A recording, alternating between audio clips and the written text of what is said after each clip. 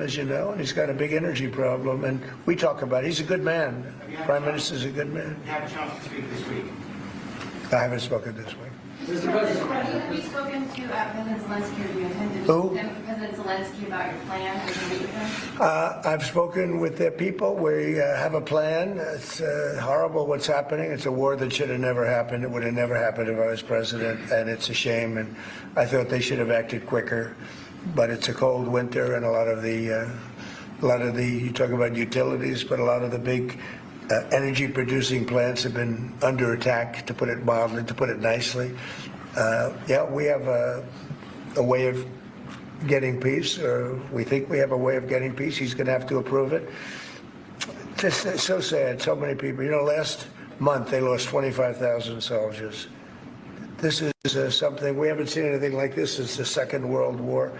And they're averaging 6,000 or 7,000 a week between the two of them, dead soldiers. And it goes on, and I think they're getting reasonably close. But I don't want to predict. I would have said that would have been one of my early ones. I did 8 peace deals of countries, including in India, Pakistan. You could even go, in fact, they're coming here in a week or two, go to the Congo and Rwanda. That was 10 million people dead, and we worked something out on that. But so many. And the one I thought would have been, for me, because I have a very good relationship with President Putin, I thought that would have been maybe quicker. But it does take 2 to tango. And now you just see all the death. And, you know, it doesn't affect us other than the fact that we don't want to see all those people that really is on the other side of the ocean. It's a war that should have never happened. It did happen. I blame the person also sitting right behind this desk. This is a war that should have never happened, and it wouldn't have happened if I were president. But we're trying to save a lot of lives. They're losing 25, think of that, 25,000 lives over the last short period of time. That's Ukrainian and Russian. And it's a shame. What happened to President? I want to ask the mayor-elect about a House resolution just passed overwhelmingly to condemn socialism, including with 86 Democrats, all of House Dem leadership, and the minority leader, Hakeem Jeffries, despite his endorsement of you. What's your reaction to that?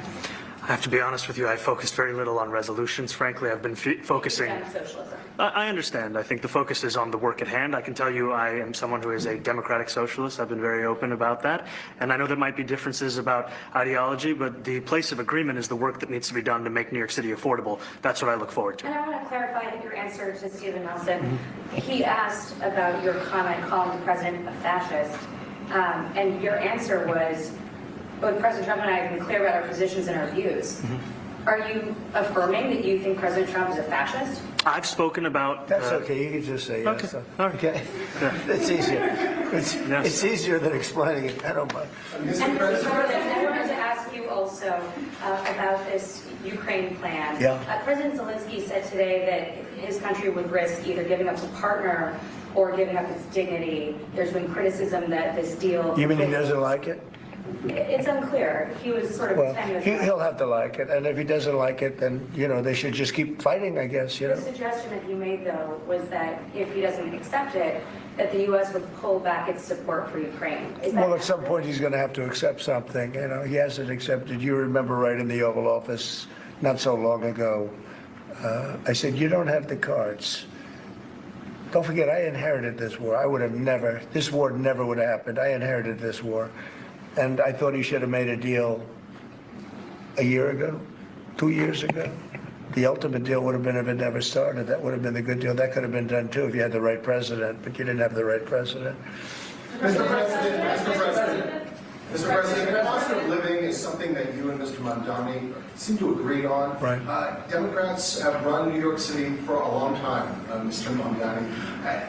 Do you see Democrat policy specifically as being a problem? And I'd like that to be a question that both of you could answer in New York City. Look, I think that there are many things in our city where we have to own the responsibility of it, things that existed long before the president was the president. And those are also part of the message of our campaign, was to take on a broken politics of the past.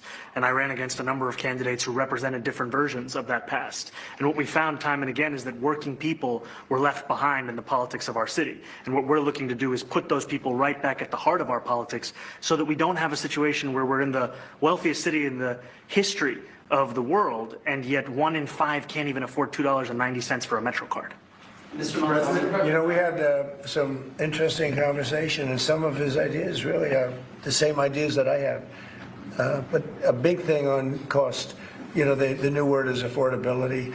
Another word is just groceries. You know, it's sort of an old-fashioned word, but it's very accurate. And they're coming down high. They were, you know, we had, both of us, we had the highest inflation in the history of our country the last 4 years under the Biden administration, and we've got inflation down now to a normal number. It's going to go even a little bit lower than that. Katie, do you have something on the Mr. President, thank you so much. Mr. Mamdani often talks about New York City being covered by international law, that they will follow international law. He doesn't often talk about the U.S. Constitution. What is your response to that? Well, I don't know what you're referring to in terms of it could be covered by international law and local law. It's covered by a lot of laws, but it's covered by U.S. law. Are you referring to anything in particular? He just says that they're a city that endorses and enforces international law. Is that at odds with? No, I don't know. Would you want to respond? Yeah, I think what I've shared with the president is our desire to not only follow the laws of our own city, laws that protect New Yorkers, but also a desire for consistency in our politics across the board. And that's something that we've talked about, and something that I know many New Yorkers want. We were ICE. We discussed ICE and New York City, and I spoke about how the laws that we have in New York City allow for New York City government to speak to the federal administration for about 170 serious crimes. The concerns that many New Yorkers have are around the enforcement of immigration laws on New Yorkers across the 5 boroughs, and most recently we're talking about a mother and her 2 children, how this has very little to do with what that is. Mr. Mamdani. What we did is we discussed crime, more than ICE per se. We discussed crime, and he doesn't want to see crime, and I don't want to see crime, and I have very little doubt that we're not going to get along on that issue. He wants to, and he said some things that were very interesting as to housing construction, and he wants to see houses go up. He wants to see a lot of houses created, a lot of apartments built, etc. And you know, we actually, people would be shocked, but I want to see the same thing. Mr. Mamdani, anti-Israel protesters. Jack? Mr. President, I want to know, one of the policies as well that Mayor-elect Mamdani talked a number of times about on the campaign was shifting the tax burden for property taxes from what he called minority communities to white-based communities, and putting more taxes on white people. I also noticed that in your acceptance speech you didn't mention anything about America or Christians or white people in general, and so I didn't know if that was one of the policies that you guys had spoken about. We focused on affordability. We focused on the cost of living crisis. What I will say is that I am very much interested in property tax reform, because what we see right now in New York City is a system that is so inequitable that it can't even stand up in court. And the president and I spoke about the importance of not only building more housing, but also making sure that regulation of housing is something that is manageable to actually get through, and not the cause of yet another weight that we see in But our to be city. clear, you're continuing this idea of race-based property taxes. No, to be very clear, That's what you said. no, the use of the term was a description of neighborhoods, not a description of intent.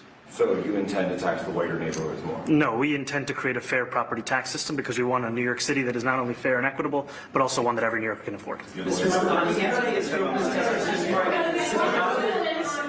Please, God. Mr. Mamdani, anti-Israel protesters just targeted a synagogue in New York. Are you concerned about Jewish New Yorkers feeling welcome and safe in the city? And President Trump, you threatened to cut off federal funding to New York City. What policies would prompt you to do that? Would that be city-run grocery stores? Would that be something else? Well, I think if we didn't get along, whether it's cut off or just make it a little bit difficult or not give as much, we want to see, I use the term, we don't want good money going after bad. And, we don't want that to happen. I don't think that's going to happen. I did say that, you know, subject to what policies are being said. We had a meeting today that actually surprised me. He wants to see no crime. He wants to see housing being built. He wants to see rents coming down, all things that I agree with. Now, we may disagree how we get there. The rent coming down, I think one of the things I really gleaned very much today, he'd like to see him come down ideally by building a lot of additional housing. Yeah.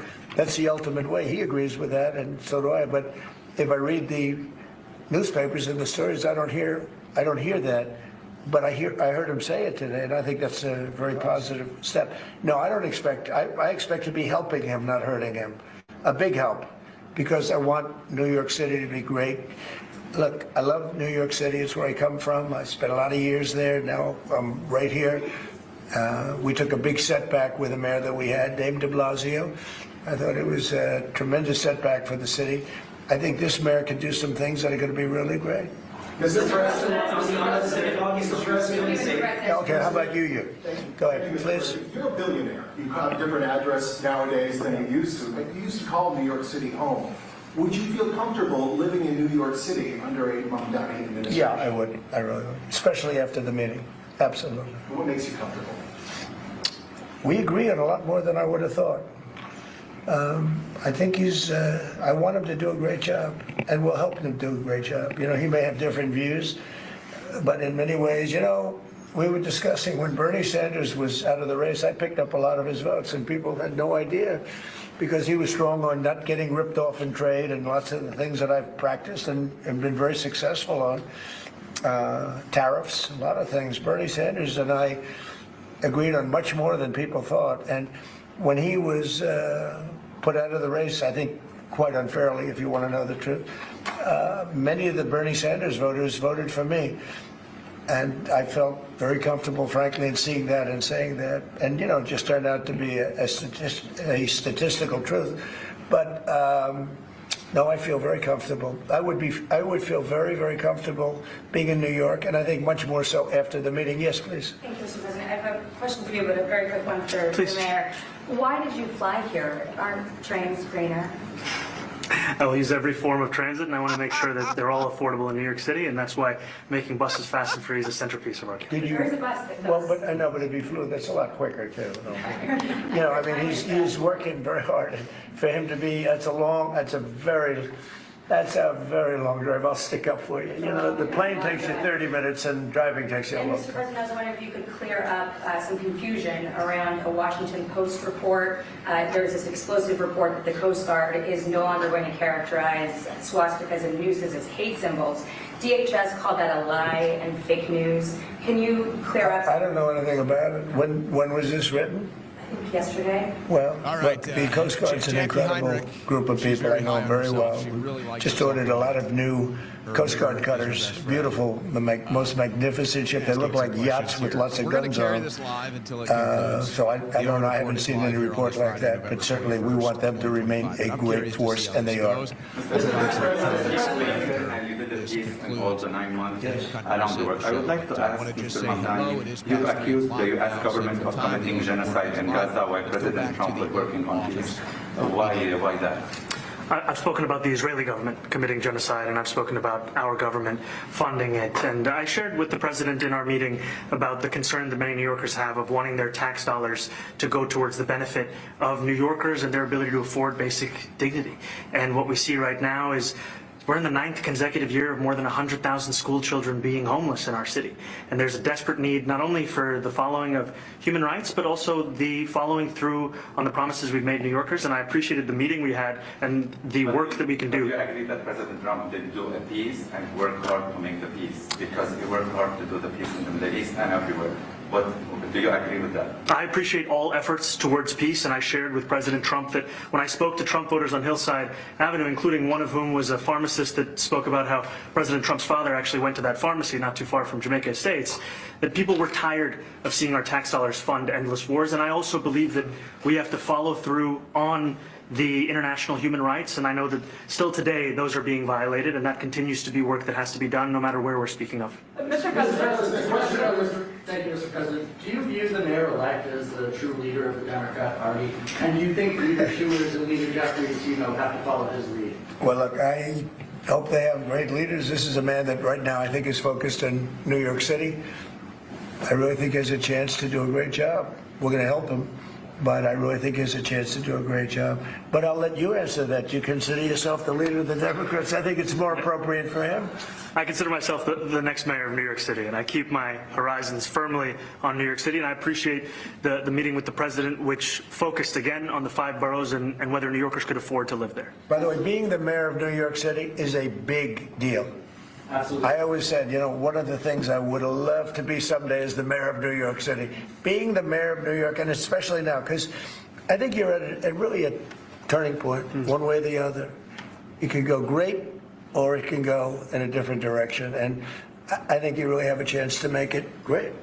I appreciate what counts. Mr. President, you say you love New York City. Mr. Mamdani, does New York City love President Trump?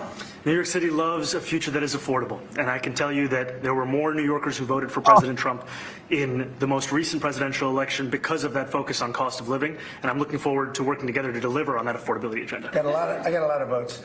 One more. Go ahead. 1 or 2 more. Go ahead. I tell you, the press has eaten this thing up.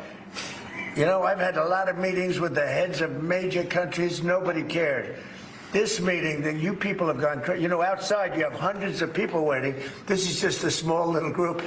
For some reason, the press has found this to be a very interesting meeting. The biggest people in the world, they come over from countries nobody cares. But they did care about this meeting, and it was a great meeting. Go ahead. Yeah, Mr. President, I was going to ask you exactly that. Why do you think there's so much more, so much excitement around this thing in some form? Because I think he's different. All right? I think he's different, and that can be in a very positive way, but I think he's different than, your typical guy, runs, wins, becomes mayor maybe, and nothing exciting.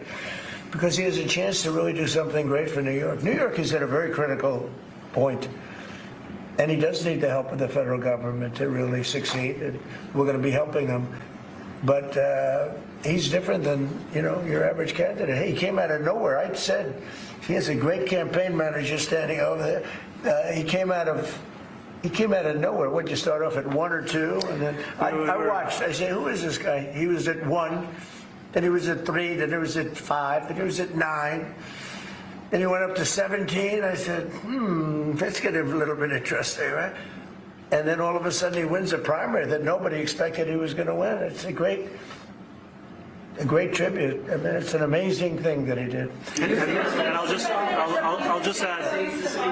add one thing to what the president said. Is one thing I also appreciated is in our meeting to appreciate a portrait of FDR and the incredible work that was done with the New Deal, and also in thinking about what it can look like when the federal government and New York City government work together to deliver on affordability. It can be transformative. We have a great portrait of FDR that I found in the vaults that was missing for years. I found it and I put it up. He's a Democrat, to the best of my knowledge. He's a Democrat. And when the mayor saw that portrait, he said, "Sir, do you mind if I have a picture taken by that portrait?" It's an amazing portrait. I hope the picture comes out good.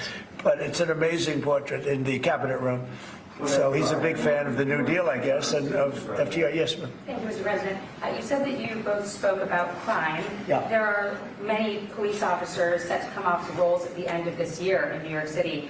Are you going to allow those police to be replaced with police officers, actual cops? And are you going to require that that happens? Would there be some consequence? Well, I hope it happens, but again, that's going to be ultimately the mayor's decision. What's your answer? Is that I look forward to delivering public safety with the NYPD, and I've said over the course of our campaign that we have the number of police officers today. They are the ones that's budgeted about 35,000 head count. And I think the key thing is that we have to make it easier for police to focus on police work, not ask them to respond to 200,000 mental health calls a year. So is that a reduction from what you're at right now? Are you committing to maintaining the same level?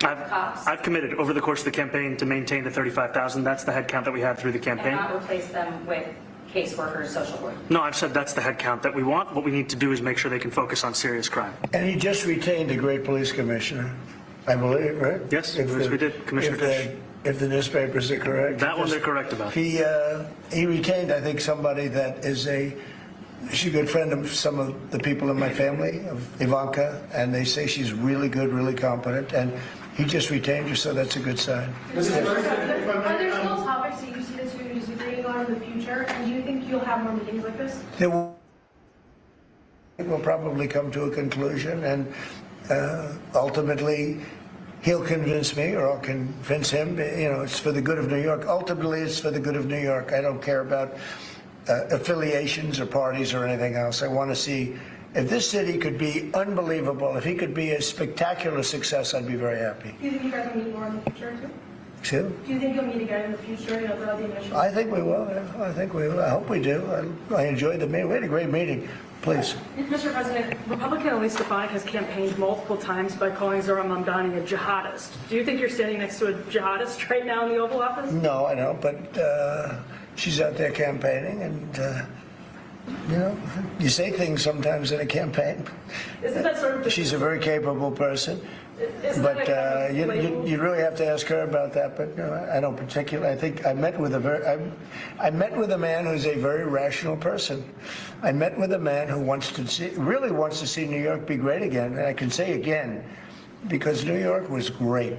When I came down to Washington initially, the city was so hot. It was doing great. We were having some telltale signs of problems. We had a mayor that was not doing a great job, but still, it was moving along. And it went bad. It really went, pretty bad. And I think it's been at lower points, but it went pretty bad. I think he can bring it back. Now, the question is, will he bring it back all the way? Will he bring it back greater than ever before, which is, I guarantee, that's his wish. I think he wants to make it greater than ever before. And if he can, we'll be out there cheering. I'll be cheering for him. Okay? Thank you very much, everybody. You chose not to answer the question about the city hall protest. Thank you very much. Oh, no, I care very deeply about Jewish safety, and I look forward to rooting out anti-Semitism across the 5 boroughs and protecting Jewish New Yorkers and every New Yorker who calls the city hall. So there you go, live from Washington, D.C. Okay. All right. That went a little bit longer than anticipated. So I'm going to forego the normal show intro for today. Let's just kind of respond to that. If we are gonna reset the show, let's just kind of respond to that. I was very, very curious about how this meeting would go. I think a lot of people were, and I think the reason is we kind of all understand it. It goes unspoken, but we kind of all understand what this represents. And here, guys, let me try to fix this. It's the weirdest thing. Let me know. Is the audio better now? It's the weirdest thing. I don't even know if it's worth explaining. I bet the audio is probably better now, is my guess. I see the comments. My producer is out today. He's got a family emergency, so he's not monitoring the audio. Folks, it's the weirdest thing. Whenever I roll video out of a browser like that, it just kills the audio. There's no explanation for it. I've tried a bunch of workarounds. There's probably some other tests I could do, but since we kind of came on early and I decided to just fire it off, I didn't go through the normal protocols to make sure it was okay, and I just went with the video. But it's the strangest thing. So that's what it is. I see all the audio technicians in the chat here. I see all the audio engineers in the chat here that have it all figured out.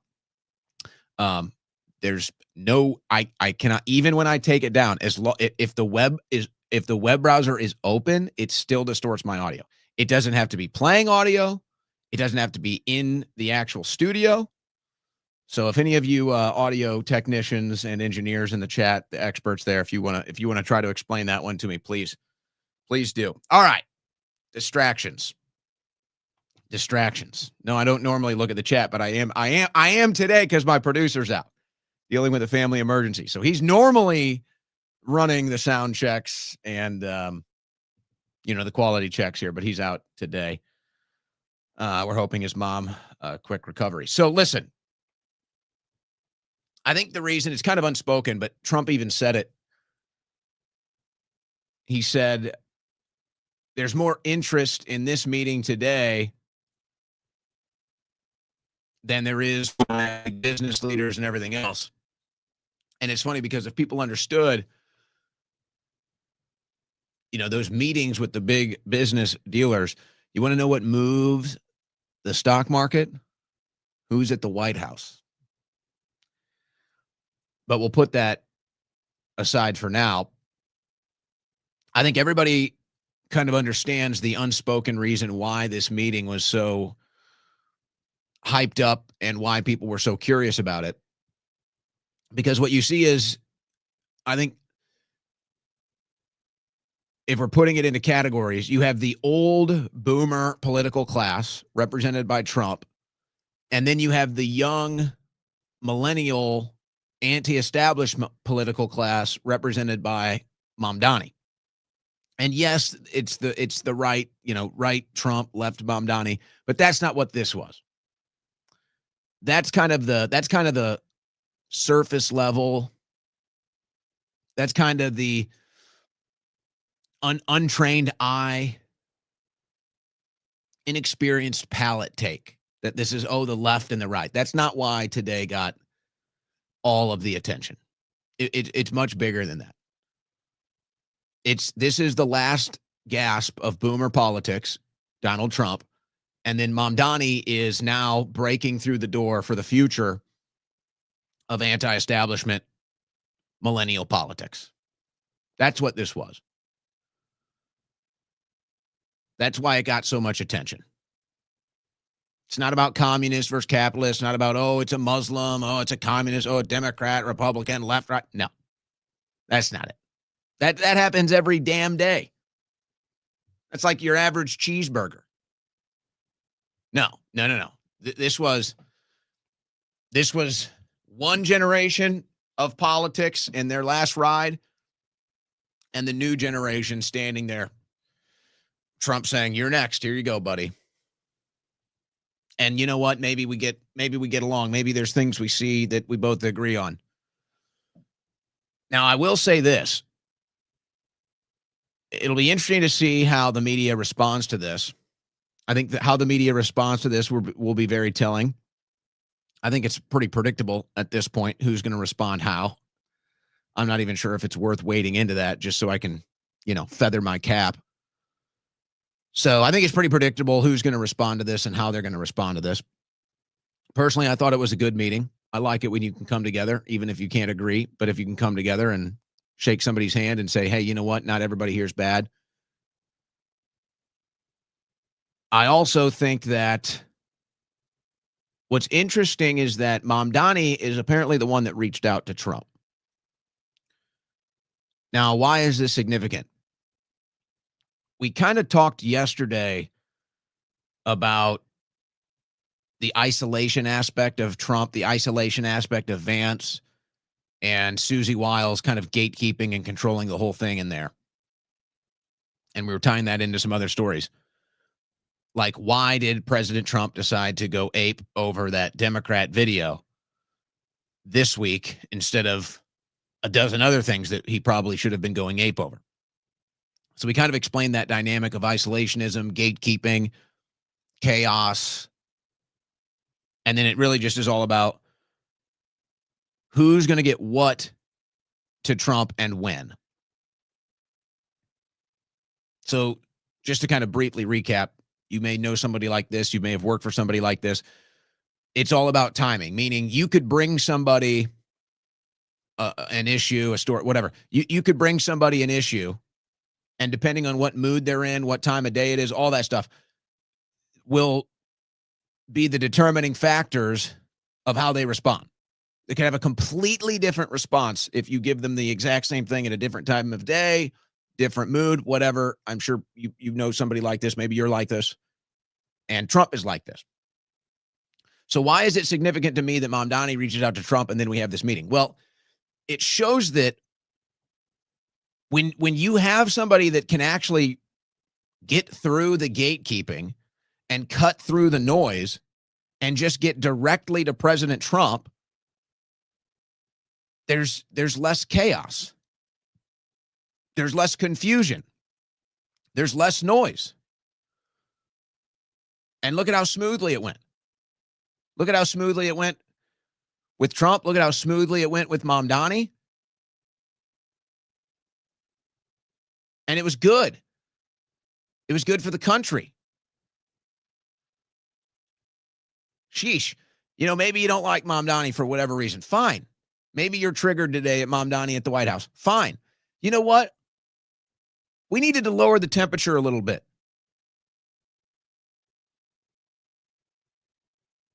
We needed to bring it down a little bit. Things were getting a little hot, in case you hadn't noticed. It was getting a little uncomfortable. You know, I'm not one that shies away from the heat, folks. I'm in the kitchen. I'm cooking. I'm the chef. But sometimes things are getting a little too hot. Sometimes things get a little too uncomfortable. Just got to turn it down a little bit. This turned it down today. This turned it down. For, I think, sane people, it turned it down. For the radical freaks, you know, they're going to go crazy. Oh, my gosh, Mamdani with a Nazi. Screw him. Oh, my gosh, Trump with a radical Islamic jihadi communist. Oh, my God, screw him. You guys are nuts. You're the problem. No, this was good. This was a healthy conversation. So it shows you that when somebody can penetrate through all the chaos, all the noise, all the gatekeeping, and just get right to Trump, things can get done. Good things can happen. Mutuals can be discovered. And this is why all the people surrounding Trump are trying to gatekeep and manipulate and control and keep a bunch of noise and chaos going. Because it's like, if you can just get right to Trump, if you can just talk to President Trump, it's like, hey, things can get done. Oh, but I guess there's other people surrounding Trump that want to decide what gets done.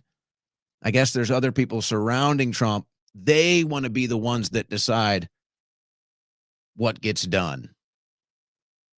And I guarantee you, if Mamdani was not able to get a direct line through to Trump today, the meeting would have happened. If Mamdani was not able to communicate to Trump directly, which I wonder how that went down. That's kind of a curious thing. If Trump was not able to get the direct communication from Mamdani, I bet you this meeting didn't happen. It would not have happened. So it just shows you how much, to me, the last 2 days have really revealed, the last 42 hours, the last 2 days of my news coverage, news aggregation, following it all, have really shown how big of a problem this gatekeeping at the White House really is. And it's easy to blame Susie Wiles for everything. And I think that's fair that she's the one that gets a lot of that blame. But I don't think it's just Susie.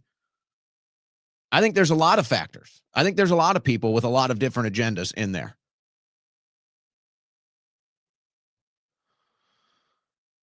So I think this was a good meeting. I think it lowers the temperature at a much needed time. Because now, I mean, I got to tell you now, and you know, on a Friday, you're downhill, right? You're downhill on a Friday.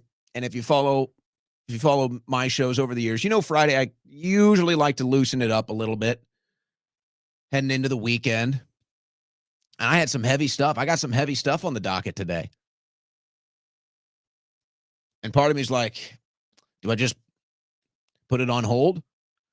I was even thinking about doing a veterans call-in show. I want to give an update on the Tina Peter situation. That one kind of got lost in my stack, but I had a couple phone calls today. Maybe I bring that back up into the stack. I also have Joe Biggs coming on at 4. And because I was thinking about doing a veterans call-in show, since we're going to be off next week for Thanksgiving. It's like, why not do a veterans call-in show today in a November on a Friday? So it's like, let's get Joe Biggs on. Maybe we can get some veterans to call in. Talk about Tina Peters, Gold Star mother. But I'm curious what people think about that. I'm curious what people thought about that meeting. I think it was good. And you know, I've been saying this too, and I know we want to move on. But I think what happened today at the White House kind of proves my point. I've been saying, even though right now this split that you're seeing on the right, it's very easy to draw the lines on the issues. And it's very easy to see which issues. The number one, obviously, being foreign policy or support for Israel. You can point to that and see it clear as day. That's the major dividing line. But I don't think that that's ultimately where this ends. I don't think this split, it looks like it's going to be all about foreign policy, but I don't think that that's ultimately where people are going to end up. I think it ultimately is going to be about who can have a civil disagreement and still behave like a normal person afterwards. That's what it's going to be about. And there's been a lot of revelations in the last 48 hours, and I will imagine it's happening right now. I'm not scrolling through X to see it. I don't really think that's good show content or good for being on air, but I can imagine what's happening right now. I can already imagine. I can already see the responses in my head. It's all too predictable. I won't jump to any conclusions. But I think at the end of the day, that's what it's going to come down to. It's going to say, okay, whether you're on the right, whether you're on the left, whether you're in this division on the right or all this other stuff, it's going to be who can have a civil disagreement or a passionate disagreement and still behave like a normal, rational person afterwards. Treat you like a normal, rational person afterwards.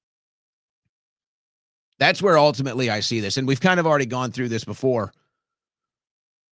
But it's like, yeah, we're hyper-polarized over this issue, but, you know, some people can disagree and still not be a wild banshee afterwards and start to make crazy accusations and the name-calling and the mudslinging. It's like, hey, we had a disagreement. Doesn't mean you have to turn into a freak. Doesn't mean you have to turn into a psycho. And you know that's what a lot of people wanted today. And I don't blame Jack Posobiec for trying to do the gotcha question. Jack got into the White House. He got in there today. He got to use that platform how he wanted to. So that's fine. And it actually, the property tax issue ended up being a good question. He tried to lean into the racial aspect of it and kind of fell flat. But okay, so he went in for that. Jackie Heinrich. Jackie looking, turning it up today. Jackie got an eye for Mamdani. Jackie turned it up today, guys. I'm telling you, Jackie, she took an extra look in the mirror before she went to the White House today, old Jackie. I think she's trying to get she going for the nuzzy with Mamdani. She had her gotcha question. Why didn't you ride the train? Why didn't you ride your bike? Yeah, geez, Mamdani, why didn't you hop on a hot air balloon? I mean, geez. Hot air balloons can get down here too.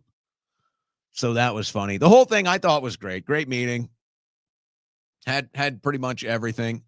The only thing I'm missing out on now is the response, the mudslinging, the flinging on X right now. That's the only thing I'm missing out on. Now we do have some news. Like I said, I do have some heavier news. And then just some general news developments. So I suppose we can start getting into that. Oh, and it's funny too how Pam Bondi said something pretty incredible yesterday. Or actually, I'm sorry, I think it was Wednesday. Yeah. Pam Bondi said something pretty incredible Wednesday. And it barely got any attention. It barely got any headlines. I'm going to come back and I'm going to play that. I think I'm going to start with that. But to me, it tells the story. Like, maybe it's because we have short attention spans, or it's like, hey, either you're going to deliver results or you're not. So it's like, I don't want to hear you talk anymore. Either you're going to deliver results or you're not. I don't want to hear from you. I don't want to see you on Fox News. I don't want to see you doing a press conference. I don't want to see a strongly worded letter. I don't want to see a post on social media. Either you're going to get results or you're not. So Pam Bondi comes out and says a pretty incredible thing Wednesday, and it's just like, nobody cares. Because it's like, either give us results or shut the hell up. Kind of seems to be where the attitude is at. And the fact that I'm guessing I'll play this clip for you from Bondi Wednesday. You've probably never seen it, never heard it. Because talk is awfully cheap these days, you know? Talk is awfully cheap these days. But you know what's not cheap these days? You know what's not cheap these days? Gold. And the price keeps going up. And so that's why I have partnered with our friends at Allegiance Gold. Go to let me get the web browser right there. That's the right one. Protectwithowen.com. Go to protectwithowen.com and hear from my friends at Allegiance Gold who want to ask you a question. Are you the type who waits to be rescued or the one who protects your family before the storm hits? You're already seeing the cracks. The dollar buys less every month. Banks are showing stress, and this market is being propped up with printed money. Yeah, by the way, the stock markets are getting, may talk about that today. It's not if it breaks, it's how prepared you'll be when it does. I'm starting to think about that with the old stock market myself. Here's what they don't want you to notice. When the system starts cracking, the insiders quietly move first. Is that what's happening right now? That's why central banks, major institutions, and billionaires are piling into gold as we speak. And that's why I've partnered with Allegiance Gold. When paper markets burn or the market falls, gold and silver don't. They're yours, not the government's, not the banks, not Wall Street's, yours. Allegiance Gold has been around for nearly a decade and is trusted with over 7,000 clients nationwide. Relationship-driven, A+ with the Better Business Bureau, 4.9 stars from real clients. Transparent, and they focus on educating you first. Right now, they're offering up to $5,000 in free gold and silver with qualified investments. Whether through your 401k, IRA, or savings, they make it simple to move into something real before the next reset. So call 844-790-9191, 844-790-9191, or go to protectwithowen.com. That's protectwithowen.com. Protect your wealth and your freedom because no one else will.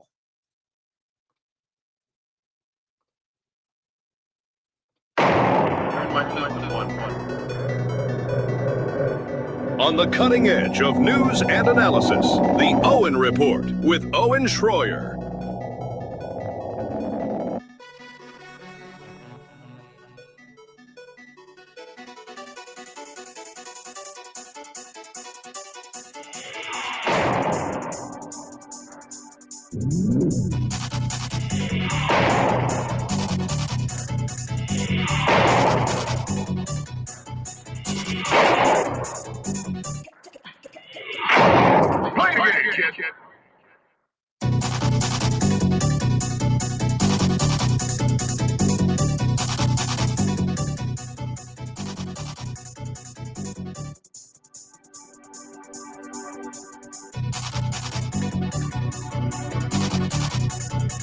All right.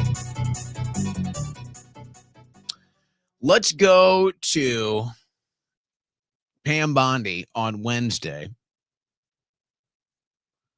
talking about the crimes, the treason, the things that went down during the Biden administration. You're going to hear this and you're going to say, wow, you'd think that would make more headlines, but I guess, Pam Bondi, who does a lot of talking, talk is cheap. So nobody really cares when she talks anymore. It's either you're going to deliver results, you're going to take action, or you're not. Seems to be where we're at. And the fact that this barely got any attention, I think, is the proof. But listen to what she says about what was happening at the border under the Biden administration. Just this week, Joint Task Force Alpha took 4 major enforcement actions. Right here in Tampa, we unsealed the indictment charging 12 defendants operating a massive illegal smuggling ring. The defendants engaged in a conspiracy to bring illegal aliens from Cuba to the U.S. for profit. They coached their clients, including children, who came to airports alone, came to our country alone, were put on planes for connecting flights, lied to Border Patrol agents due to coaching and law enforcement. They charged up to $40,000 per victim. They used Zelle to transfer over $7 million over the course of this scheme, and I believe had profits, cash of over $18 million. Now, folks, this all went down with Alejandro Mayorkas and Kamala Harris, I guess, the borders are in the Biden administration. Now, this, of course, is one operation she said made $18 million trafficking humans, probably minors. Specifically, the children she mentions flying on the planes solo. Now, obviously, to the people that have actually been down to the border and covered this, we already knew this. We documented this. We did hours of documentary footage reporting from the border. The worst cases were in McAllen. We showed you all the kids. We showed you how they were alone. We showed you them getting escorted onto airplanes by what appear to be people that are gang members based off of their tattoos. We showed you how they had fake cab companies that they were using to pick these children up. Fake cab companies wasn't even a real company, all fake. We showed you how they were stuffing them into the back of cars, as many as they could. We documented all of this. That was in Texas. That's not even the one she's talking about in Florida. So it's like, okay. We're talking about the most heinous crimes you can commit. Trafficking children, sex smuggling children. It all went down under the watch, if not the approval, of Alejandro Mayorkas. You just made a big bust in Florida. I'm just wondering when you're going to take this investigation to its necessary conclusion. And you had all of the deep state. A lot of the deep state was at Dick Cheney's funeral yesterday, and then Rachel Maddow for some reason. How did that happen? Like, can you imagine you're Rachel Maddow? You wake up at Dick Cheney's funeral. You're like, how the hell? What in the world? Why weren't there U.S. Marshals outside of that funeral service to arrest the deep state? Fauci was there. How is it that we're busting these child sex trafficking rings, making millions of dollars, and we still haven't investigated Alejandro Mayorkas, who ran the whole thing? So I applaud the agents that did their job. I applaud the agents that brought down these child smugglers. But I get a little bittersweet when I see Blondie up there smiling and smirking as if this is some grand accomplishment of her own. Like she's waving the victory flag. She drilled the stake down into the enemies of America. Please, Blondie, stop it. You have good agents on the case. They did their job, and now you're doing your job communicating it to the public. She acts like she just cured cancer. She acts like she just solved world hunger. Bondi, if you want us to take you seriously, which very little people do anymore, by the way, if you want us to take you seriously, maybe you should start acting a little more serious. You already embarrassed yourself with Bindergate. Nobody knows what's going on with that. Then you told the world that you had the Epstein files on your desk and you'd seen them. You'd seen the grotesque, sordid nature of them. Then it's a hoax, and now there's a new investigation, and who knows if we're ever going to see them, and it's a national security risk. What the hell's going on, Bondi? Hey, congratulations. Some great agents solved a major case in Florida, and they stopped the child sex trafficking operation. I applaud those agents. Thank God. They saved lives. But if you think you can stand up at the podium and wave your blonde hair around and say, job well done. Look at how good we're doing. No, Pam. It's not so good. It's not so good. But you know what?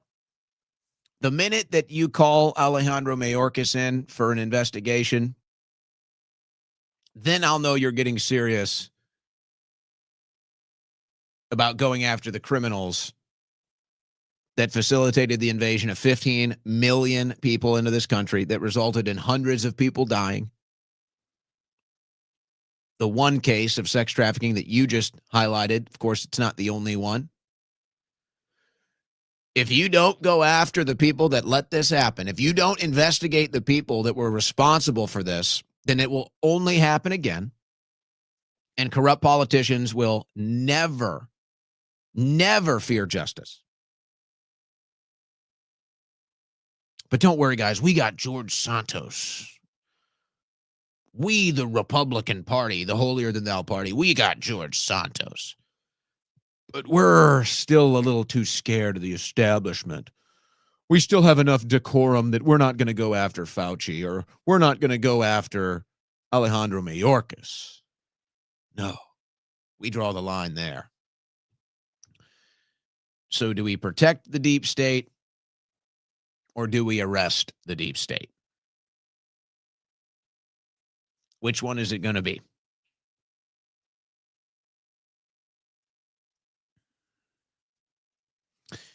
Well, here's one. Here's another corrupt Democrat.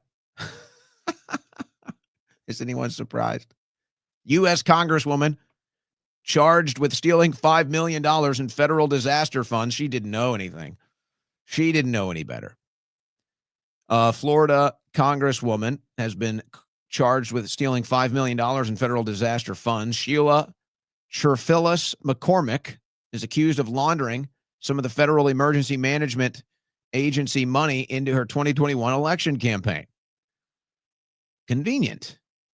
Just slid in there. Just magically appeared.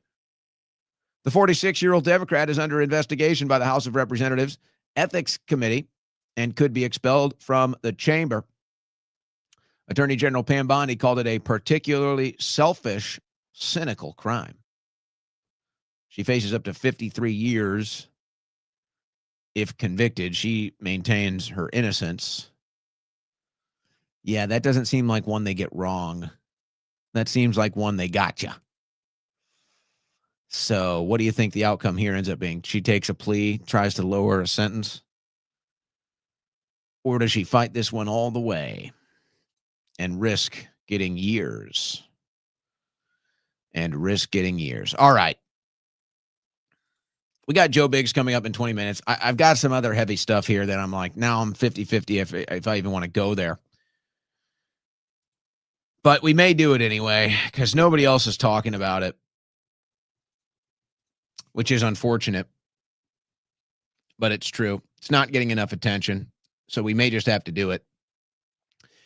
And it's actually something that I was warning about in October of 2023. So we may just delve into that right now is what we might do. So yeah, what's going on with the stock market? Well, let's hope it's not that big of a deal. Let's hope there's not some other big economic crash, but it is winter and you do have winter emergencies, but you always want to be prepared.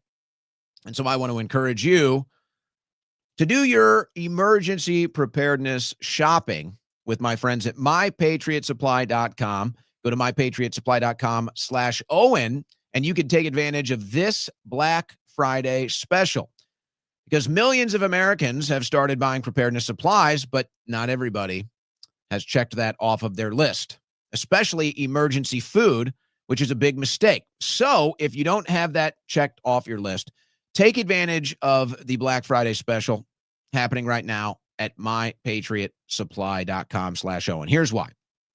If you don't have anything as far as emergency food, emergency preparedness, this is a great way to just at least have something. So much comes in this Black Friday survival special kit. You can go find out for yourself at mypatriotsupply.com/Owen. Comes with a 4-week food supply, plus $150 worth of free gifts, including everything you need to prepare your emergency meals, like a cook stove, fuel, and fire starters, plus a water purifier, a bug out bag, and so much more. It's the complete survival kit your family needs to ride out natural disasters, civil unrest, or anything worse. Also, makes a great Christmas gift. It's only available through Black Friday, so head to mypatriotsupply.com/Owen. to take advantage of this right now. With all the uncertainty in the world, we simply can't afford to be unprepared. So go to mypatriotsupply.com/Owen. All right, man. I don't know if I'm ready to delve into this stuff. Let me just hit some of these other headlines. I don't know if I'm ready to get that heavy on a Friday. I got to be honest. Some of the more heavier content, I'm going to try to avoid it, folks. Call me names, make fun of me. I accept. Scott Besson says oil prices could drop further if something happens down in Venezuela. What is that? What exactly is going to happen down in Venezuela? Seems like something's happening. By the way, they just extended what is essentially a no-fly zone. This is in Venezuela. They just extended the no-fly zone, or the warning zone, I guess, is what it would be called. What is it actually called, though? Let me see if I can find it in here. The NOTAM. The United States has issued a new NOTAM covering the entirety of the Venezuelan flight information region. The advisory cites a potentially hazardous security environment due to a deteriorating situation and increased military activity in and around Venezuela. So is something inevitably going down in Venezuela? Is that what Scott Bessent is saying?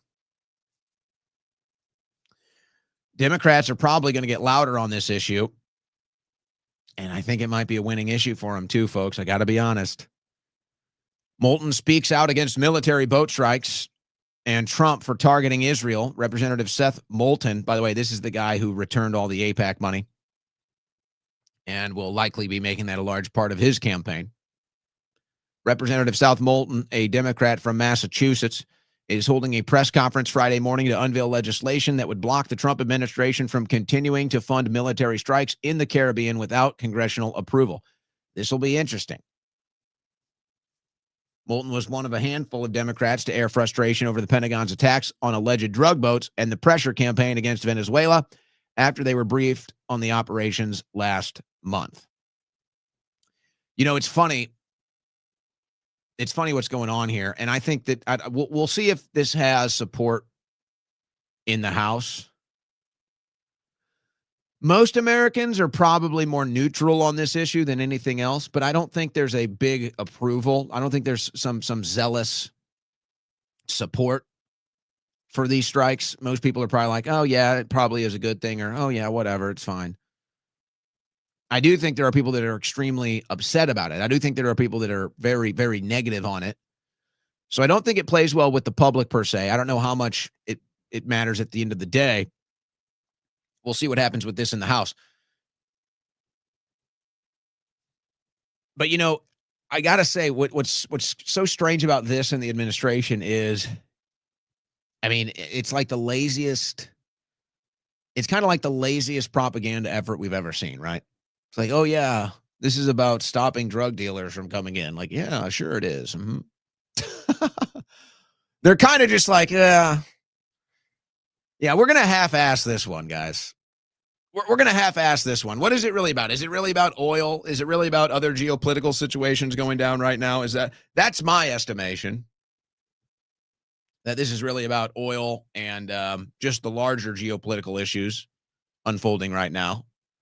The drug boats, maybe it's like, we're here, we might as well do it. Maybe it's a distraction. I don't know. But obviously, I guess there's so much other propaganda they have to focus on that they're kind of just letting this one like, But man, oh man, I mean, I can't tell whether it's respectable or not, but it's like this administration just doesn't do propaganda well.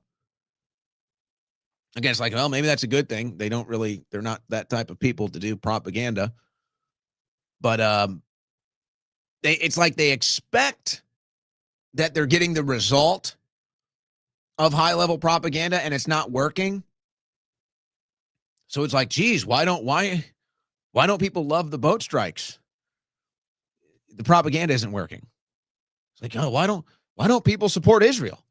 The propaganda isn't working. Why don't people believe that it's the greatest economy ever? The propaganda isn't working. So it's like they're really not even trying propaganda. It's like the laziest propaganda ever. And then they're surprised that we're not buying it. So part of me is like, yeah, okay, you guys don't really do propaganda, so we can see what you're up to and whether we like it or not. But then the frustration is that you expect us to believe this crap propaganda. Seems to be a little bit of a disconnect. And I'm telling you, the disconnect is real. The MAGA cultists want to deny it. MAGA's favorite comedian says Trump is close to getting Biden brains. I don't know if you could say Tim, not Tim Dillon, excuse me. Shane Gillis. I don't know if MAGA has a favorite comedian, but Tim Gillis is popular and he's known for liking Trump. The comedian thinks President Trump is slowly becoming like his predecessor. He's not the only one. I'm not, you can believe whatever you want. I'm not telling you to believe that Trump is getting Biden brain. I'm telling you that's the public perception right now. Shane Gillis thinks President Trump is approaching Biden brain territory. The comedian, 37, speculated on the state of the 79-year-old president's health in a new episode of Matt and Shane's Secret Podcast. You think he's getting dementia? I don't know. He just seems a little slower than usual. There's speculation that T-Dog might be rocking Biden brains. He's definitely not at Biden brains yet, but he's circling the drain. So again, I'm not telling you to believe that. I'm not even saying I believe that. I'm just telling you that's the public perception right now. And there seems to be a lot of denial. A lot of denial in the Trump world. A lot of denial in the MAGA world. In fact, it's mostly denial now, actually. It's now, its number one ingredient is now denial. Now, I'll stick up for Trump and I'll say, and I mean, you know, take a jab at Shane, let's say. But I don't think Shane is working, 17 hours a day dealing with people all over the world that speak, 10 different languages? How many different languages of people do you think Trump is speaking with a day? So I don't know, Shane, if that's really the play here. But no, I get the public perception. When I see Trump taking a nap in the middle of a meeting in the Oval Office, Trump dozing off, I'm like, all right, that's Grandpa Trump. He's been working hard. I don't think he's getting Biden brains per se, but I do think, how much can an 80-year-old work before you hit the wall? You just hope that when he hits the wall, it's not bad. That's why I'm encouraging to go play golf more, to kind of hit those refreshers. Wild stories emerging with this immigration story, especially in Charlotte, where they've been doing the mass raids. Construction sites empty across Charlotte due to fear of ICE raids. Now, hold on a second. I'm not in Charlotte. I've not spent much time in Charlotte. But I live in the United States, and I've spent a lot of time around construction sites because they seem to be everywhere. And I'm sorry, but it seems like a lot of time the construction sites are empty, especially when it comes to government and city infrastructure. Those construction sites, in fact, never seem to have anybody working. So are we really what are we really talking about here? I'm just trying to keep everything in balance here. Border Patrol and ICE raids have caused fear amongst Latino construction workers in Charlotte, North Carolina. That doesn't even make sense. So every Latino is an illegal alien? I mean, these things are ridiculous. Construction sites in Charlotte are near ghost towns with not a worker in sight. Again, that's like road construction all over Austin, Texas. I never see somebody working. So what are we really talking about here? Now, I wouldn't be surprised. You do mass deportations and some illegal aliens are working on the scenes. I wouldn't be surprised if that's happening. This seems overblown. This seems like we're reaching here. And if you can't show up to work because you're an illegal alien, then that's really not my problem. But is it really construction sites empty because of this? Or is it construction sites are always empty because for whatever reason, people just don't work construction sites that are up for years? No. They're definitely getting less traffic, less school traffic, less hospital traffic, though. That is confirmed. Texas busts 31 illegal immigrant truckers in one-day operation. Most held California CDLs. You'd be stunned, folks. If you're listening to this, you live in Texas, you know. You'd be stunned how much damage California Democrats have done to this state. It's actually unreal. The amount of damage California Democrats have done to the state of Texas is mind-blowing. Here's another example. Why do you guys do this? Why do you California Democrats? You guys suck so we're not even your neighbor. We've got a multi-state buffer between us. Why do you California Democrats? You guys suck so bad that you're hurting Texas. Imagine sucking that bad. Man, I was almost. Can I make crude jokes on a Friday?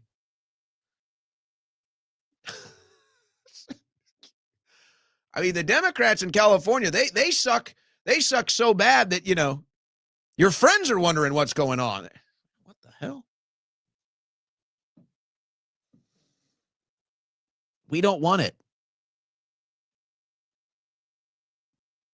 How is it? How is it that you Democrats in California are so bad that you hurt Texas? In Illinois, 30 Tren de Aragua terrorists have been taken into custody after taking over an apartment building in Chicago's South Side. Let's go to the local news here.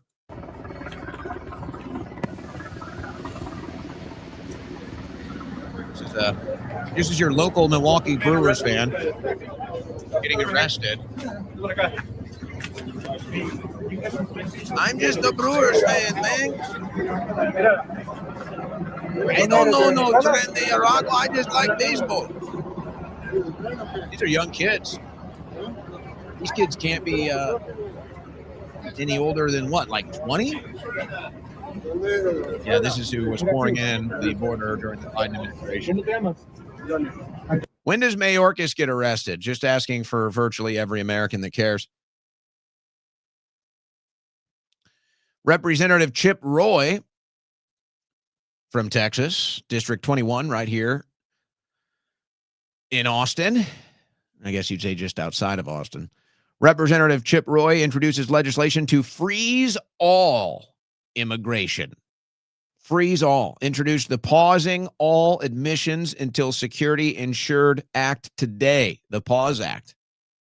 This legislation would freeze all immigration to the United States, except for temporary tourist visas, until certain conditions are met to ensure our immigration system is working on behalf of the American people. The Chip Roy Pause Act. How do we feel about that? Now, what are we going to do about this unbelievable phenomenon of violent criminals getting back on the streets? And you may recall a story in Illinois, Chicago, that's Cook County,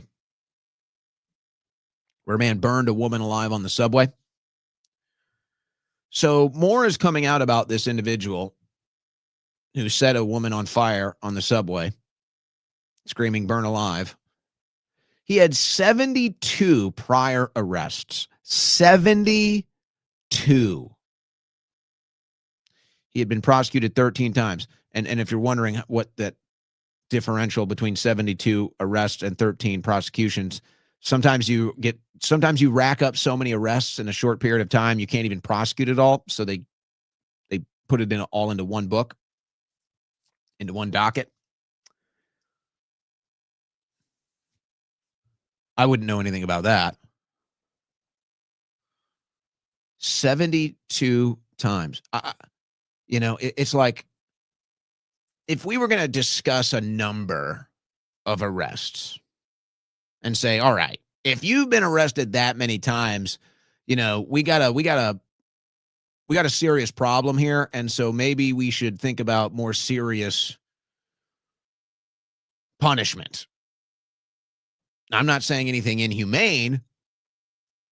I'm just saying what that number, what would that number be? If I just asked you, hey, if there was a number, if you've been arrested that many times, that maybe we need to start thinking about mental health or, some sort of permanent institutionalization, what number do you think you would land on? I think maybe like 50 would be the highest. Like really, like 30, 40, 50? This guy's on 72.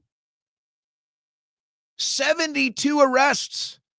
And he's out burning people alive. This is insane. This man should have never been back on the streets. This man is clearly ill and dangerous. And he's back on the streets. He lights a woman on fire. This is insane. Oh, I wonder who let him out. What would you know? Another liberal woman judge who said, I can't keep everybody in jail because the state's attorney wants me to. That's what she said. And then the guy that had 72 priors lit a woman on fire. Even though the prosecutor was warning this judge not to do it, not to release him, she did it anyway. And I felt bad. But you reach conclusions, dare I say stereotypes, based off of life experience. And I saw that, and I feel bad, but I saw that and I said, this is why women can't be judges. And that's not to say that all women judges are bad. Of course not. You never know. You could get a better female judge than a male judge. But I don't know why that thought, and I know it's through experience because I've been in a courtroom with male judges. I've been in a courtroom with female judges. So I see how these things go. But really, that's just a liberal. That's just a leftist activist. That's just a retard, actually. It's a fat retard. Only a fat retard would put a man with 72 prior arrests back on the streets to commit another crime. Only a fat retard would do that. Oh, you don't like my language? I don't like women getting burned alive on the Chicago subway. You're listening to the Owen Report on the Win Network.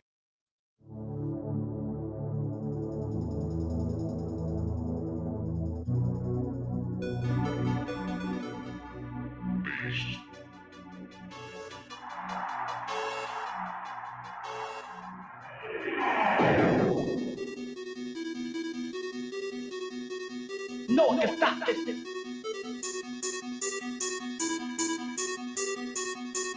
No one can stop this.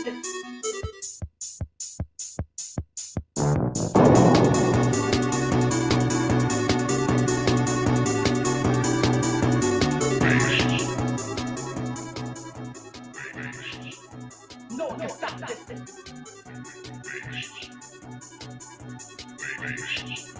No one can stop this.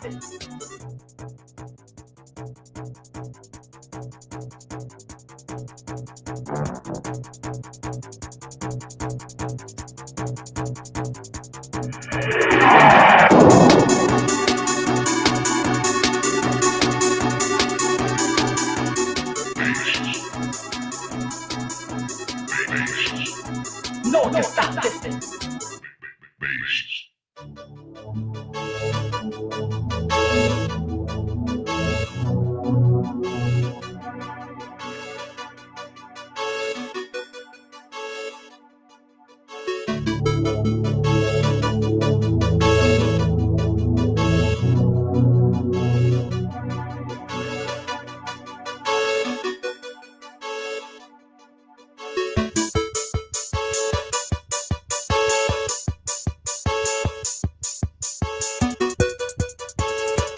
Navigating between the sane and insane, it's the Owen Report with Owen Schroyer. All right, we are into the second hour, and I don't know, I told you how I was thinking about doing a veterans-themed show today, so naturally I thought about Joe Biggs. Said, hey, let me get Joe Biggs on the show today. And so I reached out to Joe earlier as he pops up on the screen now. He's probably going to get me banned from X. I didn't even know. How many bans from X have you had now? Can you even, how many, do you even know how many times you've been, is it 109 times, Joe? Just in 10 months, it's been 5.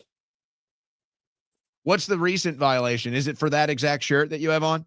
Oh, no. This one, I made a video criticizing Cash Patel, saying that he should stand down, that he doesn't have the cojones to do the job, that he's too much of a pussy, that Dan Bongino's a weak bitch, and that they should all just step aside and let someone. What was the violation? What's the violation there? I'm just assuming that he probably saw it because I know Kyle Seraphin shared the video. He even said it was a great rant. I thought it was good. I went back and watched it numerous times. There were no threats made. There was nothing dangerous, but they labeled it as hate speech and removed it and then banned my account permanently.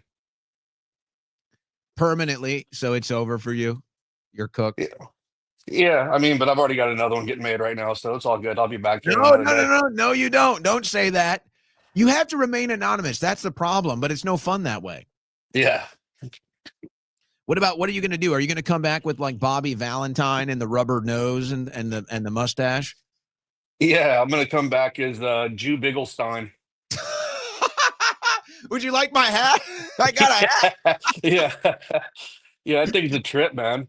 Borrow my hat. Yeah. Maybe the hat can get you access. Try to pull a Kanye West. Yeah. I'm so sorry. I'm so sorry for everything. Let me kiss your wall. So, all right. Before we get into the Cash Patel stuff, I'm just curious. Are you in Florida right now? Yeah. I just moved into a new house a couple days ago. I'm kind of in the same area, but yeah, East Coast Florida. How's the weather down there right now? It is delicious. It is like 70 degrees, a nice little breeze. The sun's getting ready to set, so the ocean's beautiful. I can see the ocean from here. Thank you. I appreciate that. The weather is taking a downward turn in Austin. I haven't seen the sun in days. I'm starting to get white again, and I'm not liking it, Joe. I'm losing my tan lines. I'm losing my golden hue. Your privilege is showing now.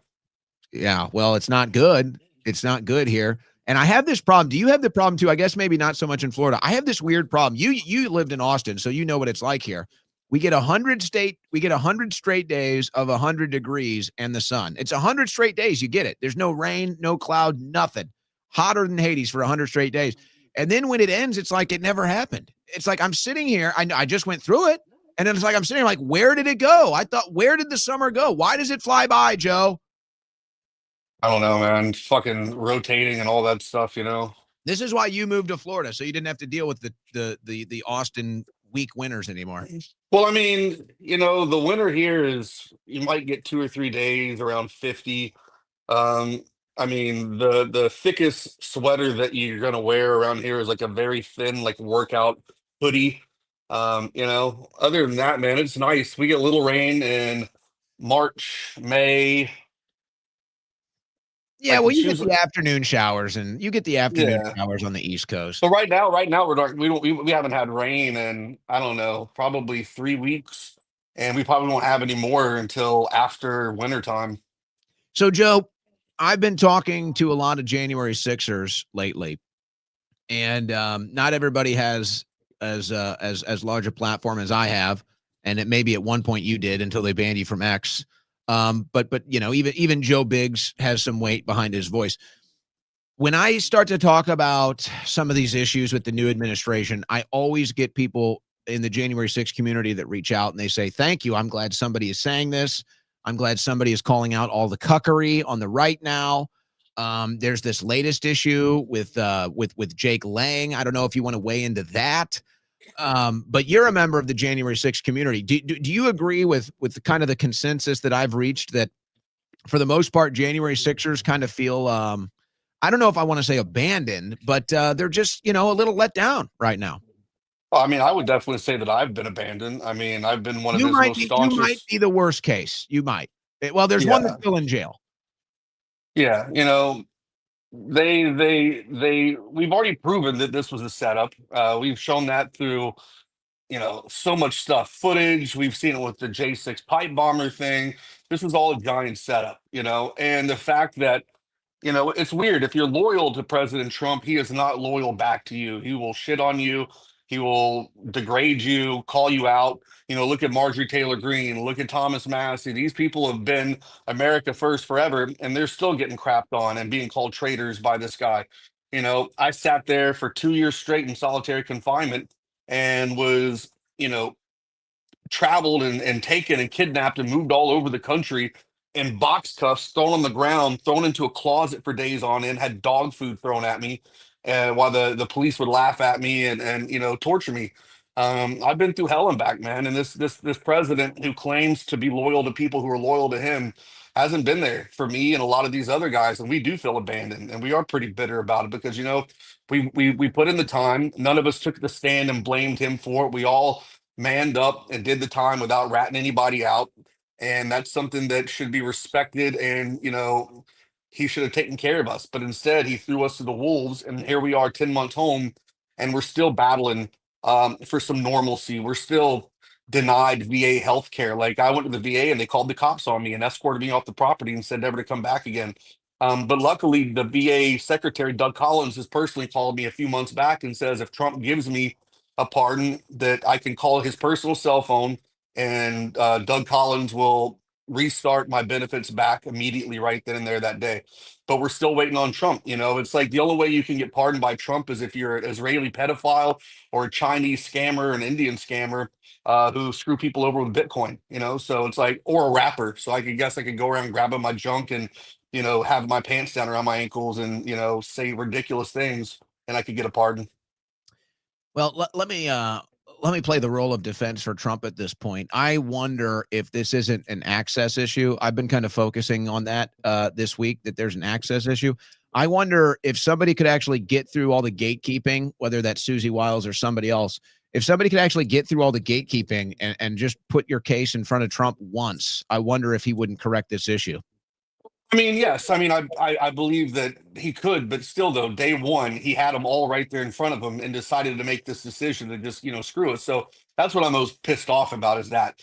But yeah, I believe at this point that he's so busy, he's forgotten it. If the paperwork was in front of him, he would sign it. But, you know, we have the Todd Blanches, and we have the Susie Wiles. We have all these people that he continues to put around him that are not, you know, keeping his interest or the America First thing at the forefront. You know, we've got too many people working against the president, trying to push their own agendas for other countries and other lobbies and things like that. So, you know, yeah, I do believe that if we could get it to him, he would do it and fix it. But that's the thing right there. That's the hard part. You know, I bring up public perception a lot because I think that there's a major blind spot from the Trump administration as far as public perception is concerned. And a lot of that is because of this new kind of Trump cult that we have, this new MAGA cult. And now they play like it's a high school lunchroom cafeteria, and they want to pick and choose who gets to sit at the table or whatever. And it's funny because they don't understand guys like us that we literally couldn't care less what table you're at. Like, that doesn't even bother us. So there's kind of that blind spot. But I think they're missing the public perception angle. And it's a very important angle in politics, whether you agree with what the conclusions people are reaching or not. Can you kind of talk about that? Because we can kind of hear your perception, my perception. But to me, the public perception it's basically what you just laid out. So people can come on and say, hey, that's not true. You know, there's no overt loyalty to Israel or whatever. Hey, fine. If you want to deny that, you can deny that. But that's the public perception. It's like you can deny that you can say that's not going on all day long, and you will. But the public perception is that, yes, Israel has been the number one priority here. That's the public perception of it. Well, I mean, do you see what I started saying America only a few weeks ago. I said America First insinuates that there is a second and a third. America First really means America Third, in my opinion. Israel first, you know, Ukraine second, because I mean, money talks, you know, and we're sending money to all these countries. But meanwhile, we have homeless veterans, we have healthcare issues. I mean, the price of food is not great right now. I mean, Trump can sit here and say that he can talk to his fucking head explodes. But I've just gone to the grocery store. It's not cheap. It's actually cheaper to go out and eat in some places, in some instances, than it is to go to the grocery store and buy food and cook it at home.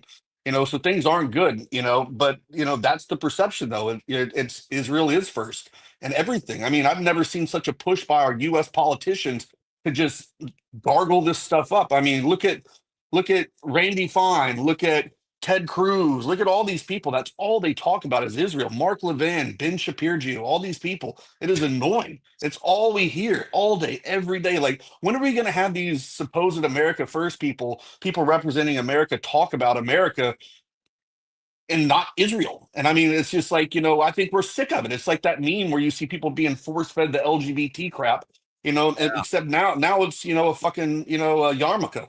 Well, that's why it's the woke right. That's why Israel is like, Black Lives Matter or LGBTQ plus for the right. That's their social justice issue. And I don't know, I think there was somebody that you described, like there was somebody like what you described at the White House today. He also happens to be a socialist though. So I don't know, maybe he's kind of drawing even on the scoreboard. But Mamdani doesn't prioritize Israel. He rejected that. I think that was the moment the campaign changed. In fact, after he said that, when he was polling at 9%, I said Mamdani was going to win. And then after he said that, I made bets he was going to win. Because people just, again, Joe, it's like, it's this bubble. I don't know. I know you. We've hung out. We're like, we get along with people, right? We can have normal conversations with people.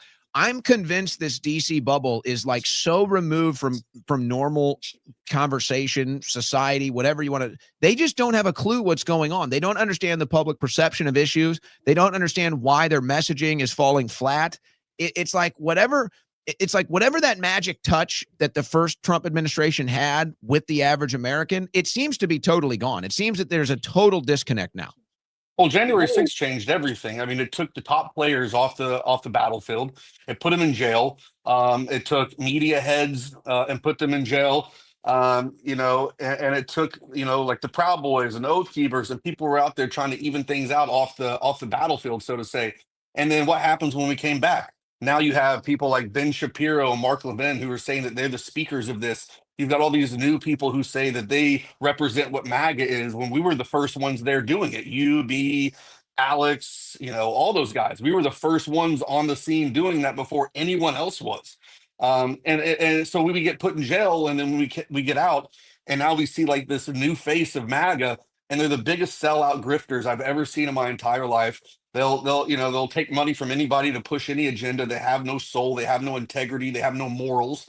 They're just, figureheads. They're lobbyists for these different groups, and it's just sad. It's fake. It's gay.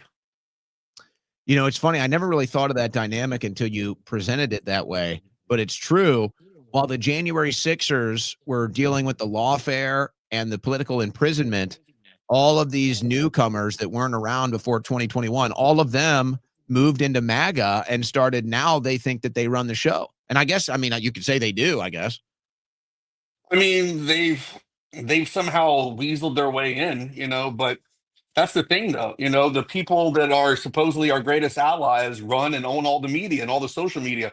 And if you're a dissenting voice in that area, they get you right off the feed, right out of the algorithm. So now people are stuck only getting to see the Levins and the Shapiros and things like that. And they're force-fed this new ideology of what MAGA has been revamped to be, which is basically Israel first and America last. So it's another psyop that we have to break through.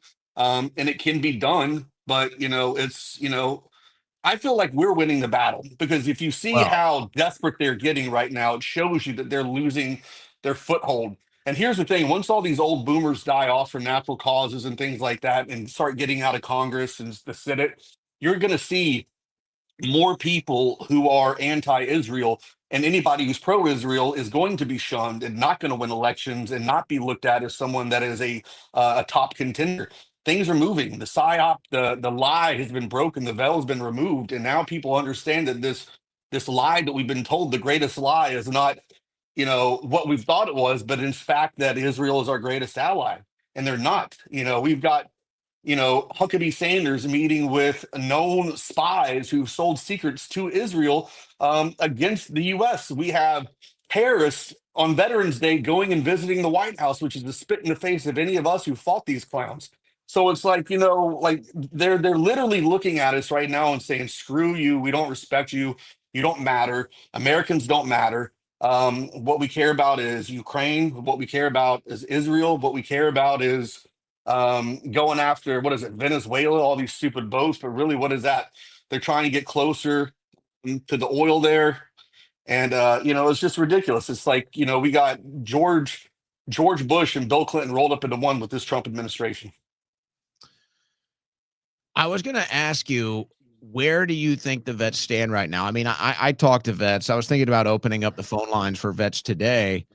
But if I go on to, let's say, YouTube, and I follow some of the veterans there, or maybe some of the veterans that are, kind of getting a bigger following right now on TikTok or on X, starting to kind of go into the content side of things, they seem to fall more closely in line with maybe, let's say, the disenfranchised right at this time than they do where the MAGA establishment is.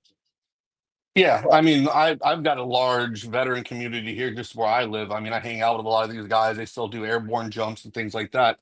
I work at a veteran-owned business, so most of these guys are fed up with what they've seen with this administration. They feel like they've been abandoned, forgotten, thrown to the side. They feel like this country no longer really supports the citizens of this country, but instead care more about the citizens of other countries, and pushing their agenda and allowing these people to come into our country and buy up our platforms and then regulate them and censor us. So I think people, for the most part, that I talk to are personally pretty angry and pissed off about what's going on, and they feel let down. I mean, I know it's only been 10, 11 months, and everybody goes, give it time, but in 10, 11 months, Trump has single-handedly destroyed what MAGA was, and people are being turned away from it now, and it sucks. And there's always a chance he could turn and reverse. But if he doesn't, clean house, if he doesn't get rid of the Susie Wiles, these gatekeepers, people who are keeping information from him, this is what it is. He is a detached leader, is something I've been calling him lately. Old Trump back in the day during the Apprentice, things like that, he's a bit of a micromanager. He would delegate out tasks to different people, and then he would go back behind them and check to make sure they're getting done. He's not doing that anymore, and it's his age is showing. He's delegating these tasks out, but then he's going on camera and just assuming that what he's told these guys to do is getting done. So when he speaks, it's so disassociated, so far removed from the actual truth that he looks like he has no control over anything. What he needs to get back to doing is delegating out these tasks and then going up behind them, which I know it sucks doing, but he needs to, because these guys aren't doing what they're being asked to do. Some of them are too scared to fail, so they just don't try at all. Some of them are purposely trying to mislead, misdirect, and harm the agenda that he has put forward. So I think it's in his best interest to start micromanaging and stepping up behind these guys and checking on them and making sure that he's getting daily reports on what's going on. Because he goes and does these interviews and he's like, everything's down, the prices are so good. And I'm like, no, they're not. But he told someone to go, hey, make sure the price can go get lowered, but they're not getting lowered. The gas is. No, stop it. Okay. I've never bought groceries once in my life, but I'm telling you they're down. I do like to go to McDonald's. It's a nice Big Mac, and we gave one to RFK. He's really happy. He's been on the toilet for 2 hours now, but it comes with the territory, I told him. It costs $10 for a dozen eggs, but you can get shallow fries and steak and shake. I think that's a good way of putting it, detached leader. I think that the way you just described that is pretty, I'd say that's pretty on point. And I take into consideration, I heard Michael Savage say about 6 or so months ago when Trump was first beginning with the Iran strikes. And obviously Savage he's mostly on the pro-Israel side. And through all the chaos lately, he's kind of been pushed more into that side just because of the insanity of the whole debate. But he said something after the Iran strikes, and he said he was concerned that Trump was doing too much at once. He was not even necessarily talking about the issues of foreign policy. He was saying that he thought that the Trump administration was trying to do too much at once. And so I'm hearing that again in the background while you're talking about it. And it's like, well, maybe that's what this is. Trump can't go back and make sure that all the I's are dotted and that all the T's are crossed because there's just too much. It's too much at once. It's just like, it's a traffic jam right now, Joe. And maybe that's why that disconnect is happening. Well, he's got to learn to mitigate this stuff. He needs to take on, maybe tackle a couple tasks at a time. And yeah, I think he's filling his plate up too much. It's overfull. He needs to baby steps, tackle one or two things that we really care about, and let's get those. Have an order of importance. Make a list of like what's the top thing everybody cares about. I would say probably immigration is one of the biggest things that people care about, because that's going to fix a lot of things. It's going to shift a lot of stuff. Prices are going to change based on that. I mean, you look at these schools that are overfull right now, that have been overfilled, and now that all these deportations are happening, like, oh my god, attendance is down by so much. But yeah, 40% of your attendants were illegal aliens who weren't even there. And then we had to hire more teachers that were bilingual to go in and help teach these kids that don't even speak English. So it throws everything off and out of whack. So, get the immigration down. Let's get prices down. Let's stop worrying about Ukraine. Let's stop sending money to Israel. Let's stop doing a lot of this stuff, and let's finally go to America only. I think if we can do that, if he can negotiate something like that, which I believe he has the wherewithal and the intelligence to do so, it could be done, and we could turn this thing around before, I would say, I mean, he was able to tear it all down in 10, 11 months. He could probably build it back up just as quickly if he were to make a few firings and a few changes and really focus on key issues, and then slowly start lessening that load, so he's got more time to check in on stuff. And then say over 4 years we go, okay, let's tackle these two that year, the next year let's tackle these issues. And if he can tackle two big issues a year for the rest of his term, he's going to be doing better than probably any other president. So Yeah. I believe you're right. He's got too much on his plate. He's really trying to take on way too much, because he's trying to maintain that fact that he believes his own ego. He believes his own hype, that he's just this unbeatable powerhouse. But he's getting older, and he needs to just focus on things. Well, I want to put a little more structure to what you just said, and then we'll address the issue of there's still time. Yeah. So pick any issue. Let's talk about the deportation issue. And I think that this is a major issue, and I think we're seeing why right now. I think a lot of issues get solved. I think there's probably 5 to 10 issues that get solved if you deport 20, 30 million illegal aliens. Now, I'm not saying that's easy, and I'm not saying that's even necessarily a clean operation, but it's like this. It's like, okay, we're going to prioritize these deportations. We're going to put a number on it. We're going to say we need 20 million in 4 years. That's what we're going to shoot for. We're going to shoot for 20 million. Is it a possible number? Whatever. That's the number we're going for, is 20 million. Okay. So we're seeing it right now. They're going into Charlotte, wherever. And it's like, we're going to do these deportations. We're going to go into the illegal alien hotbeds. And then what happens? They have the protesters. They've got the protesters on the streets and everything else. And they've got the lawfare in the courts and the judges. So what do you get? Okay, so here's the agenda. We need the deportation. Then what do you get? You get the obstacles put into place by the Democrat politicians and by the Democrat terrorists in the streets. So it's like, okay, so naturally what should happen next is that this is when you get your administration together and you nullify these things. You get a focus group in the White House, and you say, we're gonna do what needs to be done to nullify these judges from blocking this. We're gonna make sure that anything the Democrats try to do politically is not going to be effectively applied. And Pam Bondi, hey, where are we at with going after the funders and the organizers of these terror groups so that we can get them the hell off the streets and let ICE do their job?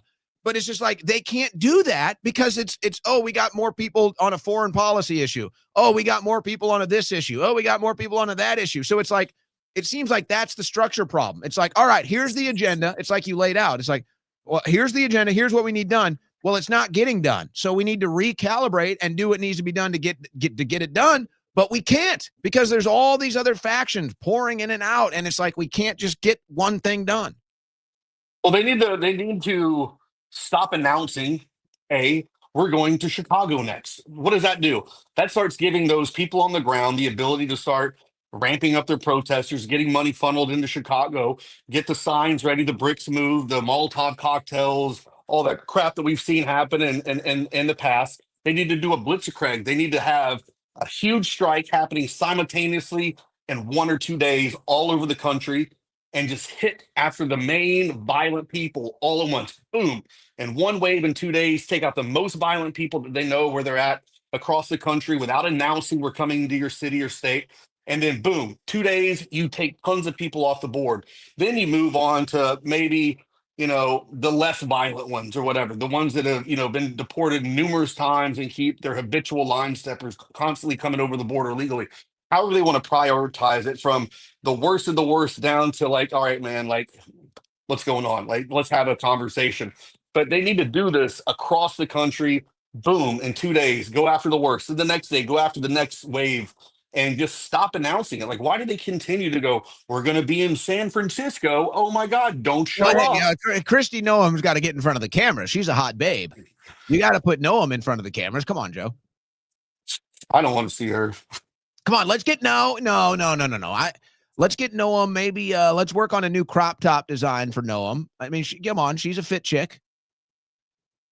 Yeah, she's got one too many layers of makeup on. There's something going on with that. I don't know. Yeah, I doubt she could ever get a sunburn. I mean, that's like some. That's a whole different issue. We got a lot of them in politics, though. There's a lot of those that look going around right now in Washington, D.C. I want to address. I've actually got two more things here in my bullet points that I want to hear on your opinion on. But I as I'm talking, I realize that both of these things actually intertwine, and I wanted to address this, this issue of, oh well, there's still time. But I realize that it ties into the other issue, which I realized this today as I'm kind of going through my news aggregation process and I'm looking at all the different commentary and pundits and everything. And I don't know why it hit me today, but I'm sitting here and I'm looking at some of these new, the fresh new MAGA pundits, let's say, and it hit me. And I realized that if you're getting information or news or current events, as far as like a feel, a direction, whatever, if your source for news and current events is somebody that was not involved until after 2021, then you're just not getting the right story. You're just the person. If you weren't there in 2016, for you to really understand the current events and for you to really understand the real political developments right now, I don't think you can. I don't really think it's possible. And that's why I think there's a big disconnect. And that's why I think there's a big problem with public perception, is because these people weren't here before 2021. They didn't go through the different maturation processes. They didn't go through the different rituals that we all went through to get to this point. They're still stuck on level 1, Joe. We're on like level 5. They're on level 1 thinking that they're on level 10. And so it kind of hit me today, and I realized that was the pattern. I was like, how is there this disconnect? How is this blind spot on public perception? And then I looked at it and I said, oh, none of these people were here in 2016. None of these people were here in 2020. So of course there's that blind spot. And so that brings me to the point of, the there's still time thing. I get it. And it's true, but it's also like, no, we already had the there's still time. It's like now we're there. It's like you're in the 2-minute warning now. We've already went through the first administration. We already saw an election get stolen. We've seen how things can go wrong fast. So it's kind of like, sure, there's 3 more years, but it's also, no, it's actually do or die. I mean, it is. That's what I'm saying. If he makes some pivotal changes and he gets back to how he used to be, like when the first term, he was telling everybody. Remember, he was firing people left and right. I don't see people getting fired this time. Yeah. If he didn't see things happening the way that he liked them, he was checking behind them and he was firing people. And that's what should be done. That's how you run a successful business. And that's how you keep the next person in line in check, because they know that if they screw up, they're going to be publicly humiliated by the most powerful man in the world and be out of job.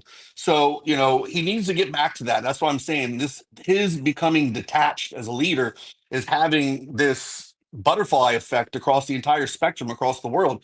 He needs to get back into the game. He needs to micromanage, check behind everybody, make sure they're doing the right thing. If they're not, clean house, move them out. Look at Susie Wiles. She ran Bibi Netanyahu's campaign. Hello, where do you think her allegiance is? Come on. Like, this lady is someone that cannot be trusted. You look at Todd Blanche, the assistant, what is it, attorney general under Pam Blondie. This guy is holding so much stuff up from what I hear, and keeping this America First agenda kind of on the back burner. So you make some of these pivotal changes, you fire some of these key people that are really holding us back, and then you get there and focus on a couple things here and there. He's got a chance to turn some stuff around. Now, is it what we were expecting to happen? No, but he does have a chance to save some face And he needs to expose these people who are there going against what he wants. And what he wants is what we want, because we're the ones who put him there.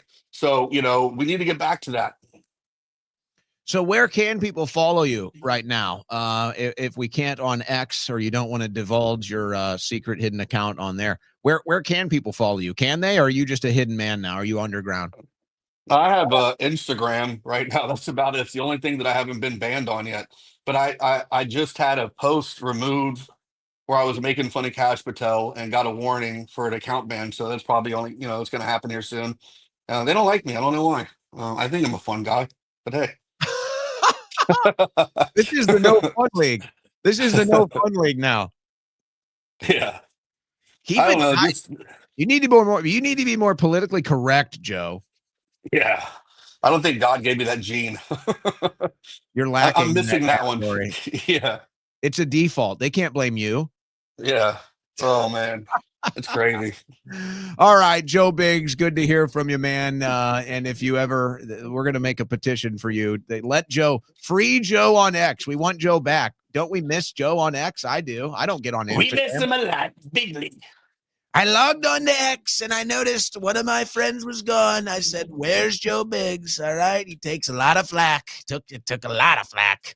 Where's if he Joe? only changed his name to Jew Bigglestein, he'd never get banned. I don't know. I don't know if that's going to help your cause, but go for it. Yeah, send me the hat, man, and I'll fucking. We got to get you the hat. It's your only hope. Yeah. It's the last chance you got. All right, Joe. Good to hear from you, brother. Shalom. Take it easy. There goes Joe Biggs. Still getting censored. Can't get the full pardon. Still getting censored on X. Still kicking ass. Still a fun time. All right. All right. If you want energy, like Joe Biggs, you need to drink some Blackout coffee. Let me finish mine right now, by the way. Actually, I don't want to finish yet. I want to keep that small sip left, right? Keep that small sip left. I might really be desperate for that hit of coffee in like 5 minutes. So I need to keep that there. So I'm not gonna finish my coffee off just yet. Blackoutcoffee.com/Owen. 20% off right now with coupon code Owen on your first order. Have you tried it yet? Are you a coffee drinker in the audience? Switch to Blackout Coffee. It's the official coffee of the Owen Report. Now, I told you this earlier in the week. I couldn't believe it. I thought I knew everything. I really did. I thought I knew everything. And it turns out I don't. I thought dark roasts had more caffeine than light roasts. I don't know why. I just did. And it turns out I was wrong. Light roasts have more caffeine than dark roasts. So now I'm looking at the light roast, because normally, my go-to bag of coffee from Blackout Coffee is the pitch black espresso, but I prefer the dark roast. The Brutal Awakening is arguably their most popular bag of coffee, is the Brutal Awakening here, that dark roast. They also have the 1776 dark roast, but now that I hear that the light roast has more caffeine, I'm gonna try the smooth finish. I have to try the smooth finish now. The light roast, because you know me, I like caffeine. I like it a lot. So we're going to try the smooth finish now. I'll give you a review on that. But if you do like the dark roast, the pitch black espresso and the Brutal Awakening, very popular, I like them as well. Or if you need instant coffee, does such a thing exist? Could such a miracle of humanity exist? Instant coffee? Yeah, actually, it does. And it's even better than you would expect. Instant coffee, get your 32-count box right now at blackoutcoffee.com/Owen. You say, instant coffee, that's too good to be true. Wrong. blackoutcoffee.com/Owen. All right. Do I want to get into the heavy stuff? Not really, but I feel like I owe it to you. I feel like we have to. I don't want to make anybody upset. Not on a Friday. It's Friday. See, I knew I would need this. All right. Now, I didn't lean into the Jake Lang question with Joe Biggs, but if you saw when I brought that name up, he did a giant eye roll. Telling you folks, just ask any January 6er about Jake. In fact, his former cellmate claims, his former cellmate alleges that Jake is a informant. I don't know about that, but that's what his former cellmate is saying. So then he goes up to Dearborn, Michigan, and, provocateurs a big event there in the Muslim community. So I'm just going to tell you right now, folks, we're going to get a little heavy here. We're going to get a little heavy with this one.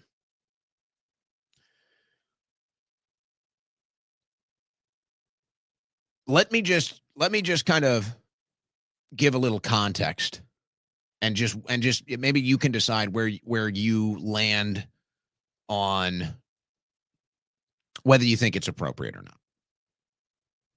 So with all the tensions right now and all the hatred being directed at Muslims and Islam, there's kind of this response mechanism that, no harm can be done.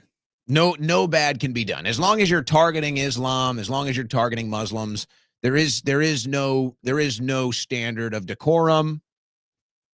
It's all fair game. And you can see it on X. Any Muslim you can call a radical jihadi terrorist, So you see it on X, and it's just like, okay, that's the expected atmosphere. That's the expected environment. Now, this is not logically, this is not universally applied logic. So therefore, I believe it's propaganda. That's how I've landed on the determination that this is all propaganda, because this logic cannot be applied universally. You cannot treat a Jewish American the same way you treat a Muslim American. You just can't. You can't treat the religion of Judaism the same way you treat the religion of Islam. You can't do it. So if this logic can't be applied universally, it's not logic, it's propaganda. So do you think it's appropriate for somebody to go into a Muslim community and taunt them? I didn't say illegal. I don't even know if appropriate is the right word. Is that something you would do? Would you go into a Muslim community, know that you were going to provocateur a giant event by waving bacon around and rubbing bacon in Muslims' faces and rubbing bacon on the Quran and spitting on their faith and their traditions? Is that something you would do? Do you think that's classy? Is that something you would promote? Is that something that you would want to be a part of? Do you think that's appropriate? And what type of response would you expect to get? Just curious. What type of response would you expect to get going into a Muslim community where they're probably already on edge? And you go in there and you wave around a bunch of bacon and you rub it in their face and you taunt them and you humiliate them.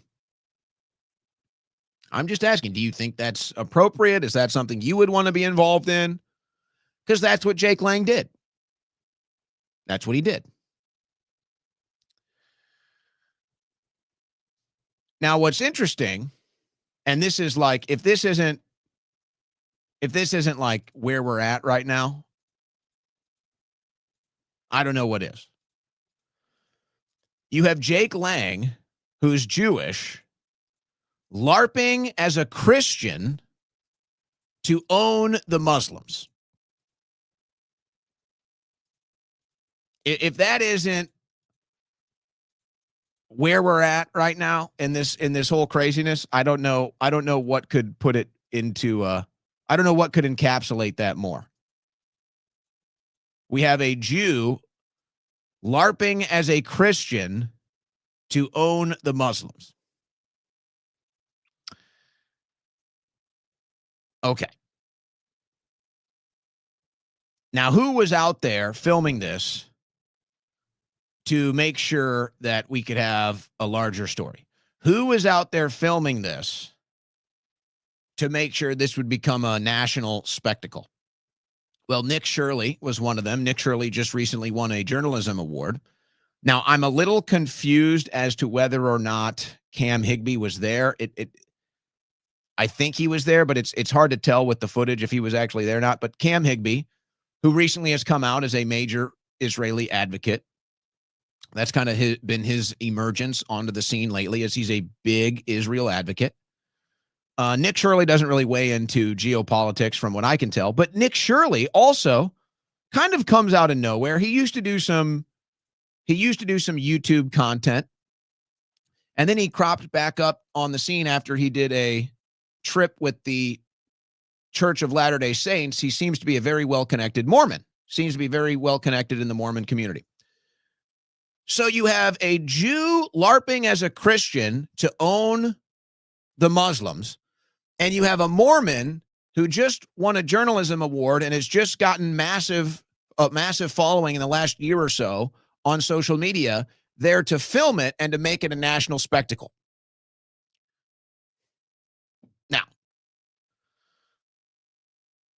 as if that doesn't maybe perk your interest enough, the Department of Justice has now reached out to Jake Lang and wants to investigate this incident for hate crime charges. For hate crime charges. So again, now you have a Jew LARPing as a Christian to own the Muslims, filmed by a Mormon, and now it's going to be a hate crime charge because the Muslim community that he went and disturbed responded to him. So now he's taking a hate crime charge as a Christian victim of Muslims, even though he's Jewish.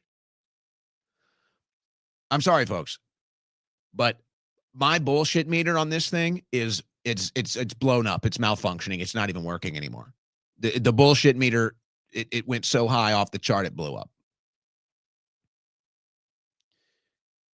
Now, so, and Cam Higbee was there too, actually. So you have the major Israeli influencer Cam Higbee there filming.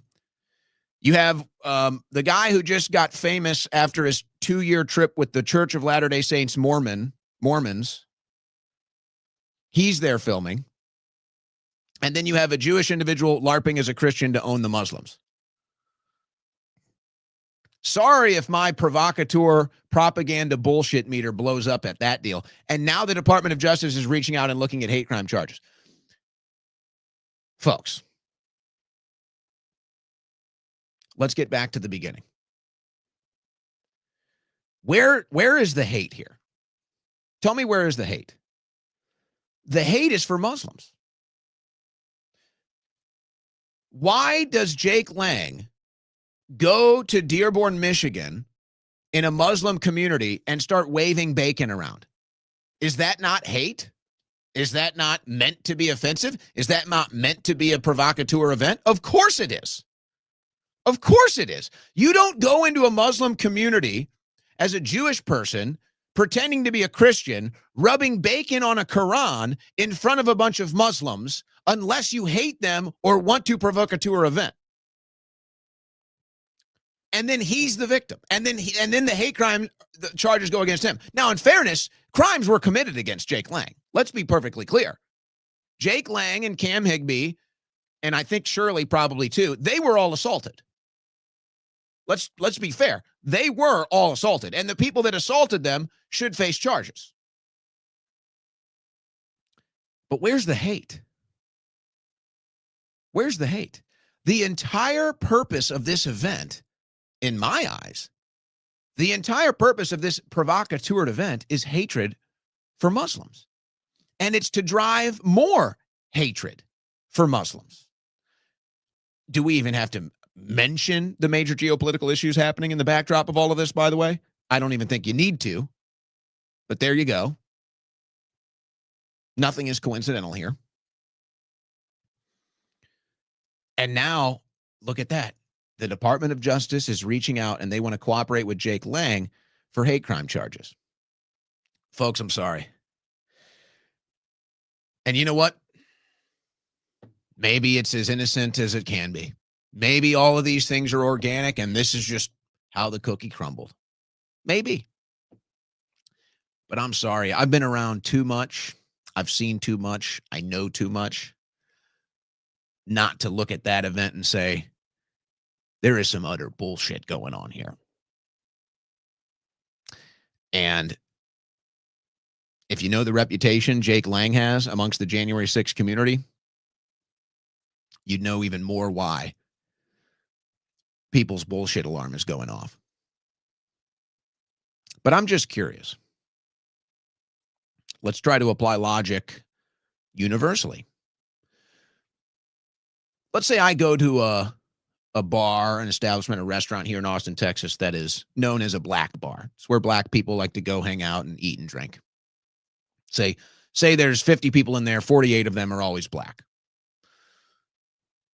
Let's say I decide I'm going to go to that bar and wear a white hood and start saying the N-word. Let's just say I'm going to go ahead and go to a local black establishment where I know local black Americans are hanging out with friends and family, and I go there in a white hood and I start shouting the N-word. Who's the jerk? Who's the a-hole? Who's committing a hate crime? Now, in response to me going in front of a bunch of black people, pretending to be a KKK member, and then somebody comes up and decides they're going to slug me in the face, and they're going to surround me and bully me and intimidate me and assault me and throw me out of the restaurant, the bar, the establishment. Am I the victim? Am I the victim of a hate crime? Maybe that's a crude analogy. I'm not saying it's a perfect analogy, but yet I think it's fair to say that, hey, let's try to apply the logic universally here. You go into a Muslim community intentionally trying to provoke them. You go into a Muslim community intentionally trying to draw attention to yourself and cause an event, and then it happens. And you're the victim now. Okay. So then if I go to the local black bar here in a KKK outfit and I start shouting the N-word and I get beaten up and attacked and thrown out of the bar, am I also a victim of a hate crime? Or am I a gigantic asshole that got what he deserved? If logic can't be applied universally, it's not logic, folks, it's propaganda. So you make up your mind. But I'm just telling you, my bullshit meter was already off the charts with this deal. And then I saw that the DOJ took notice of the case and wants to investigate potential hate crime charges. To me, that was like, okay, bullshit meter just blew up. So I looked at all the angles and I said, yeah, this doesn't look organic. This does not look innocent. This looks very timely. It looks very coordinated. And it looks very convenient given the current geopolitical atmosphere surrounding the issues. So you start to look at more of the details and you start to say, yeah, okay, I don't like this. And then you try to apply the logic to other scenarios that would be similar, and you realize the logic would never apply. So I land on this. All propaganda. It's all propaganda. And then you had this happen. Now, if you recall, and this was right before I went to prison, but if you were watching the InfoWars War Room right before I went to prison, you will recall specifically on October 8th, 9th, 10th, 11th, however that week went down, I specifically said, based off the initial response in the West, the initial response in the United States of America, the media, the people, I said, okay, get ready. You're going to now have foreign flags all over your country. You're going to have foreign flags and the two sides of this issue protesting in the streets, and eventually it's going to overwhelm your political body as well. Well, now here we are. One of my all-time Babe Ruth calls on that deal. And there's a larger point that I want to make with this that I think is the most important aspect for Americans to understand. If you really care about this country, it's the most important thing for Americans to understand. But I warned. I saw what was coming. And I said, now you're going to have the Middle East hate and these centuries-old holy wars and hate and it's generational wars. Now, all of that is going to be in the United States of America. And now it's going to consume our entire body politic. And it's going to consume our entire social, political conversation. And now here we are. And guess who suffers? Guess who suffers the most? The American people. The MAGA movement, the America First agenda. That's what suffers. That's what's been sidelined. That's what's been tabled. That's what's been forgotten. And now it's all about this issue from the Middle East, something that we should have nothing to do with, something that Americans should be beyond over by now. But then this happened in Congress. This is a group of Israelis that somebody led into the Capitol building, and they went with a message for Rashida Tlaib. We are going to Rashida Tlaib's office. Arab Israelis to send her a clear message. Just wait for it.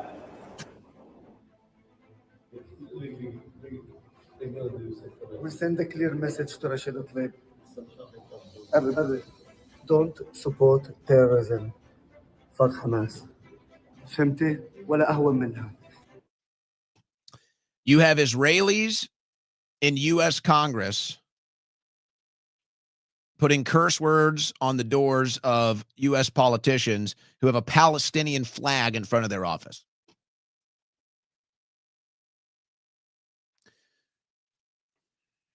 America, I'm going to give you this warning. I warned that we would be here more than 2 years ago, and we're here now.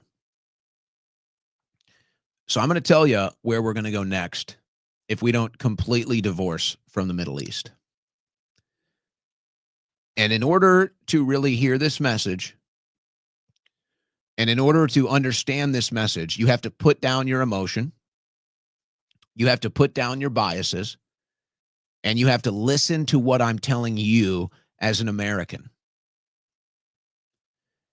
If we don't abandon this Middle East conflict, if we don't divorce ourselves from Middle East politics, if we don't completely remove ourselves from this cancer and this hatred and this pit of death in the Middle East, it will be the end of our country.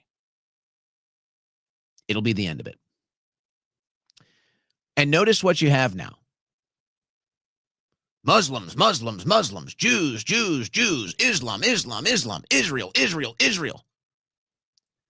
Shouldn't be our problem, folks. Shouldn't even be on our radar right now. You know, if Americans had it so good, if every American had $500,000 in the bank and a pool in their backyard and a barbecue on Saturday and a college degree, then you know what? Maybe we could talk about Middle East politics. But we don't. The average American is in debt. The average American is living paycheck to paycheck. The average American city is riddled with crime and poverty and homelessness and mental illness and chronic disease. And now I have to sit here as an American and watch the cancer of Middle East hatred and politics corrupt our country. And now I have to sit here and watch an Israeli confront a member of Congress that has a Palestinian flag in front of their office. Hear me loud and clear, America. Put down your biases. Put down your emotions. I don't care where you stand on these issues. Put it all away and listen to what I'm saying to you right now. If we do not completely decouple from Middle East politics, and I mean forcefully decouple, I mean a clear, loud break from Middle East politics, it will destroy our country. It already is. Look at what's happened in the Middle East. These people have had their lives destroyed. And then we have to sit here, and I have to address this almost every day now. They say, oh, what? You want more Muslims in America? When did I say that? Well, you're not addressing the Islamification of the country. Oh, I'm not? Hold on a second. Who's not addressing the Islamification of our country? Who's really addressing the Islamification of our country? The person that points the finger at the Muslim and says, get out? The person that points the finger at the Muslim and says, radical jihadi terrorist. Is that the person addressing the Islamification of our country? Or is it the person that says, why did all these Muslims start coming here? When did this Islamification start? What caused it? Let's see. Okay. A lot of these Muslims have been relocated from the Middle East because it's a war-torn part of the world. They can't live in peace and prosperity. So they move here. Okay. So what's causing this war? What's causing the war and destabilization of this region that winds up with these Muslims moving to the United States of America? Oh, it's U.S. foreign policy. It's U.S. foreign policy in the Middle East. Oh, okay. Well, gee, what's causing the bad U.S. foreign policy in the Middle East? What's causing that? What is the cause of that? How can I address that? Oh, that's right. That's our loyalty to Israel. Oh, that's right.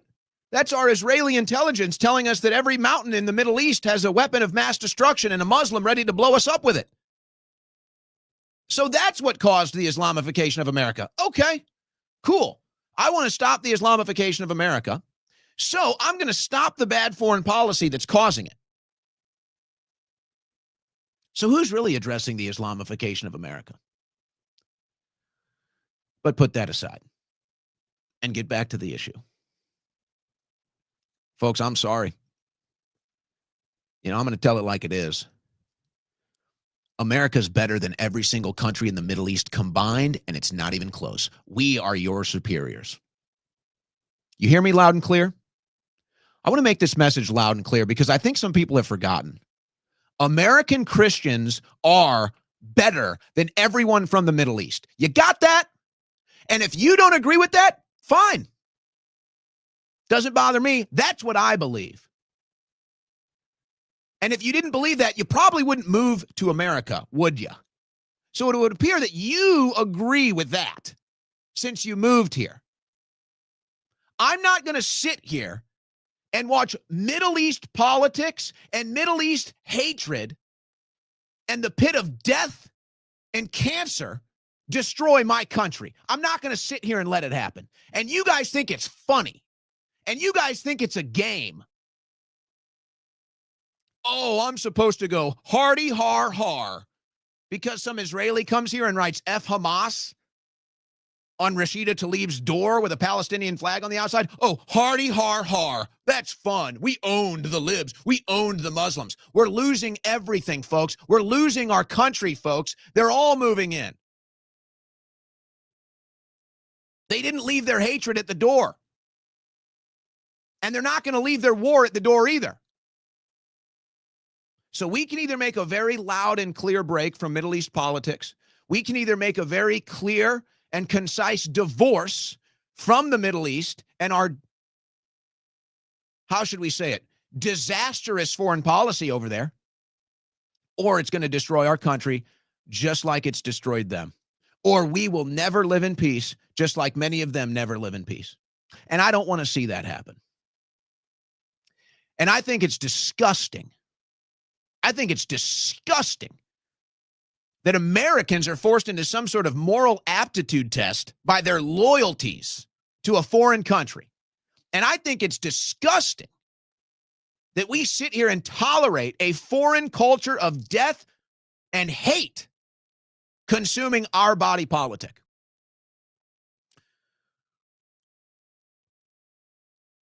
But I'll say this. With every day that goes by, more people are seeing what I'm seeing and understanding exactly what I just said. But my only fear is that the agents in play who only want to use America's blood and treasure for their own agenda, which isn't an American agenda, doesn't benefit the American people. I'm afraid that because they really don't care about this country at all, they'll burn it to the ground. They will burn it to the ground, ladies and gentlemen, if they think it helps their cause in the Middle East. And that's for both sides, by the way. That's for both sides. So I'm just telling you, America, you see them tugging at you. You see them trying to drag you into the trenches. You see them trying to drag you into the Middle East, pick a side. There's only one side, folks, and that's the United States of America and the Christian founding principles. That's it. That's the only side. There is no side in the Middle East. There's no American side in the Middle East, folks. There's only a foreign country side. There's only a foreign agenda side. There's only a foreign religion side. It's not your side, and it never will be. And every day, more Americans are figuring this out. And every day, the agents in play take another layer of their mask off because they know they're getting desperate. But just be warned. Of all the different issues, and there's a lot of issues, folks. There's a lot of issues hurting our country. I think we can survive most of them because we have before. I don't know if we can survive this one. If there's one thing that would be a death nail in this country, I think we can survive the illegal immigration. I think we can survive the economy. I think we can survive some of the other cultural issues. I don't think we can survive the Middle East dragging us into their pit of death and hate. I don't think we can survive that because it's very clear. They will only use this country and our blood and treasure as a battering ram for their agenda. And if they destroy this country in the process, they don't care, so be it. It was worth it to them. So understand that moving forward and act accordingly. You're listening to the Owen Report on the Win Network.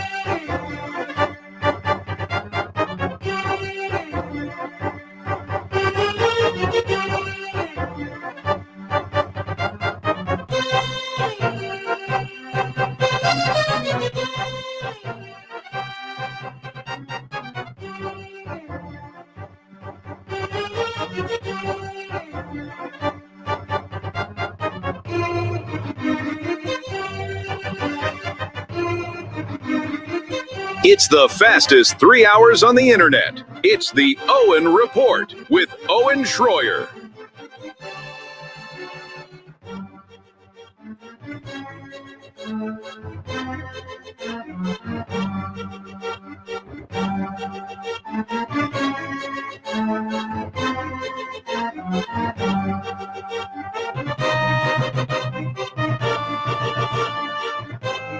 Well, that was hot and heavy, huh? That's the type of segment only a high testosterone man can handle. So if you couldn't handle it, you might be low T. And if you are low T, you need to check out my friends at CHOQ.com. That's CHOQ.com. You see, men's testosterone levels have declined 1% a year on average after the age of 30. And that's bad news considering that men's testosterone levels on average are half of what they were just 50 years ago. So what are you going to do? what are you going to do to men out there over 30 like myself that want to address this? You're going to go visit my friends at CHOQ.com. That's CHOQ.com. They have formulated a blend of natural herbal supplements that support your body's natural testosterone production. Just one ingredient in their male vitality stack has boosted free testosterone levels more than 50% in 21 days. And right now, you can get 25% off your CHOQ subscription for life. You heard me right. 25% off your CHOQ subscription for life with coupon code Owen. Just go to the promo code Owen at checkout, and you can get 25% off any subscription for life. Cancel anytime, but we think you'll stick around. CHOQ is made in America, and their all-American customer service team is standing by to assist you. That's CHOQ.com, CHOQ.com. Promo code Owen for 25% off any subscription for life. I want to mention one thing here before we move on. So this is the male vitality stack on the screen. As you know, I was testing and using these products before we brought them on as a sponsor. But I actually, let me show you the stack that I've actually been using. And the male vitality stack is great, but I just want you to see this. There's actually the male vitality stack ultra, and this is actually the stack that I've been using right here. So I wanted to make sure that you could at least see that too. The male vitality stack ultra, a little extra in there, a little more in there to help get those testosterone levels up. That's what I've been using, and definitely getting good results. So I want to share that with you. All right, into the third and final hour. Definitely have some news left here, but kind of starting to think about just opening up phone lines. Let's see. We've got some funny stuff. We've got some other geopolitical developments. Oh my gosh. I kind of just want to move on from the Israel thing, but I do have some wild stuff on that. But I think we're probably moved on from that now. Maybe we'll save that. You may have seen this, though. We'll get through this news. We'll open up phone lines. You may have seen this, though. I find this funny. You can tell some people just have no idea what they're talking about. The Ghislaine Maxwell emails. This is in the Atlantic. They're talking about they're trying to say that the Trump administration is giving her special treatment, which I would say she's probably getting special treatment. I don't know what involvement the Trump administration has or even could have in that, folks. You have to understand. Everybody that's writing these stories has clearly never been to a federal prison. Okay? So they clearly have no idea how it operates. And I'm reading this story in Atlantic. I'm like, you guys didn't consult anyone that's ever been to prison with this story, did you? Because you clearly have no idea how anything works inside. Like, they say, this is how I know the whole thing is bullshit. It's like, okay, I could be open-minded that she might be getting some special treatment. That wouldn't surprise me. I don't know if the Trump administration has anything to do with that, but she's a high-profile inmate. And it's like its own little world in there, folks. It kind of works just like the real world. You're just in a prison. So it's like, yeah, of course, Maxwell is probably getting different treatment. Regardless, I'm open-minded, though. Okay, maybe she's getting some special treatment. She definitely got the kid glove treatment and put at the Fed camp, which is what everybody wants. So, yeah, she's definitely getting special treatment. But then they're trying to, like, overhype it. And when I saw this sub-headline, extra toilet paper is just one of the privileges the former Epstein associate is enjoying in prison. Folks, let me just tell you, and anybody that's listening to this that happened to spend some time in summer camp Fed, toilet paper is one of the only things that you're not desperate for when you're in prison. Like, toilet paper is the last thing you need extra of. In a lot of these prisons, there's so much toilet paper, you should learn and find out the things they do with it. From intentionally clogging toilets to turning it into paper mache to block air conditioning if it's too cold, using it to wrap food and bring it back into the cells. Folks, if there's one thing in prison that you don't need extra of, it's toilet paper. Oh, so I'm like, oh my gosh, Maxwell's getting extra toilet paper. Oh, I'm sure. I'm sure. Sure she is. Ron Wyden. This guy looks like central casting for a pedophile island, but I guess he's free and clear because he's got an Epstein bombshell. He says his staff is releasing a new report showing J.P. Morgan Chase executives all the way to the top enabled Epstein's sex trafficking operation. You're going to want to read this. He gets a story in the New York Times. He highlights some of it for you here on X. Top J.P. Morgan Chase execs were in constant contact with Epstein and were aware of his shady financials. Top staff at JPMC reporting directly to CEO Jamie Dimon closely supervised Epstein accounts. One even coached Epstein on how to sanitize his suspiciously large cash withdrawals. Evidence shows JPMC severely underreported Epstein's suspicious transactions to the U.S. government for decades, potentially involved in violation of federal anti-money laundering laws. It goes on and on. So, okay, Ron Wyden, Democrat creep. Folks, there's something big here. This is a big story.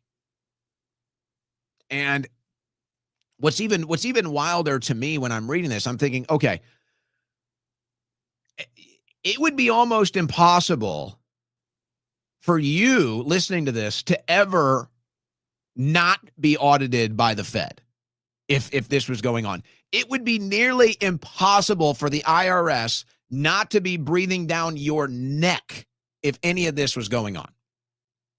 Folks, the IRS breathes down my neck all the time. I barely have any money. I'm not even a blip on the radar when it comes to money, and the IRS is up my ass all the time. You're telling me the IRS, the Fed, wasn't aware any of this was going on? No, somebody called off the dogs. And golly gee, I wonder why that would be. It's so obvious. Jeffrey Epstein was an intelligence asset. I bet you he was a triple agent.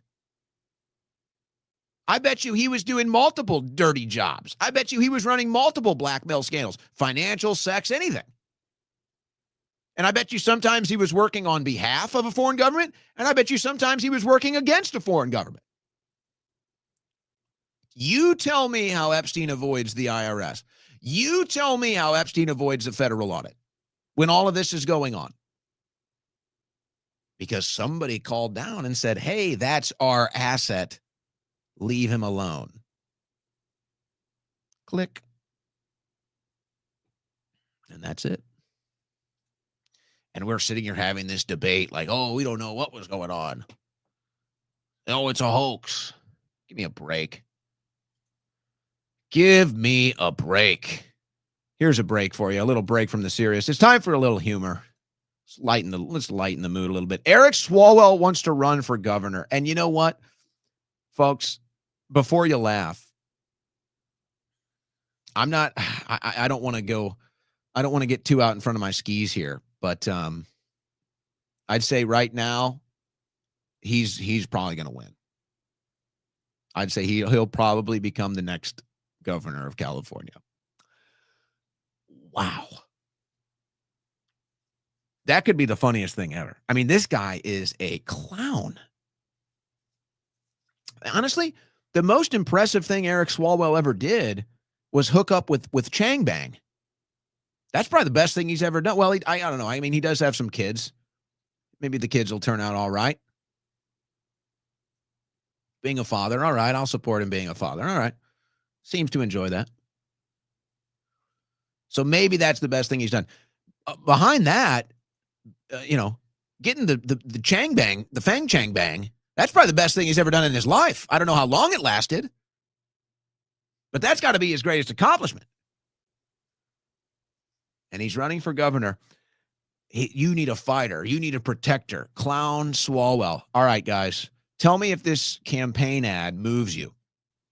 If you're in California, are you going to vote for Swalwell after seeing this? I'm Eric Swalwell, and it's this simple. The next governor of California has two jobs. One, keep the worst president in our history out of our homes. Your first job is to attack Trump. Okay. Out of our streets. and out of our lives. Buying food at the grocery store is getting more expensive. No one will keep Californians safer than I will. No one. So then he complains about prices. I think California is the most expensive place in the country to live. Okay. Nancy Pelosi selected me for the Intelligence Committee and to help lead. Didn't you lose your role on that committee with the Chinese spy sex? The impeachment of a corrupt president. Californians will never bend the knee. And 2, bring us a. We're never going to bend the knee except when you tell us to take a vax and wear a mask. New California. California is the 4th largest economy in the world. So shouldn't we be a state where you can take? Actually, California runs at a deficit. They rely on a federal bailout. Your first job, have your first kid, and buy your first home in the same decade, and one where you can fill that home with food and flood it with light. I'm Eric Swalwell. We can build ourselves a new. Eric, I ought to be a campaign advisor, folks. I'd be one of the best in the game. Here's what I would tell. Well, let's finish the ad. Let's finish. California that we can share in. We can build a new California. Are there any whites on there? We're going to build a new California. No whites. He's white. Together. Wow. So gay. Eric, I'm going to give you campaign advice here, bud. I'm the best campaign advisor that's never worked in the field. Okay. Let me just tell you, Eric, this is horrible. You'll probably win anyway because it's California. I would have just done 60 seconds of this right here. Flood it with light. I'm Eric Swalwell. That's it. That would have been my ad. 5 seconds. 5-second ad. Everything else about that ad sucks. I don't know. Maybe Democrats eat that stuff up, though. So I guess I'm not thinking about marketing for Democrats here. I think he's going to win, guys. And maybe that's because the fix is in and the whole thing is rigged. But you got to remember, he went from representative. He's climbing the ladder. He went to senator. He's climbing the ladder. Well, he wanted to go to senator. I guess they gave it to Schiff instead. I think Swalwell he might be the leader in the clubhouse. There's no way, though, right? There's no way. Not Swalwell. They can't follow up Newsom with Swalwell. They're like the opposite. Newsom, like the chic, the chic, popular, slick back. And then it's like Swalwell, he's like a walking human fart. Eric Swalwell is like a walking human fart. I mean, at least Newsom is like presentable. I can't stand the guy. He's the American psycho personified, but it's like there's an aura there. Swalwell's aura is human fart. I think he might win. They might let him take it.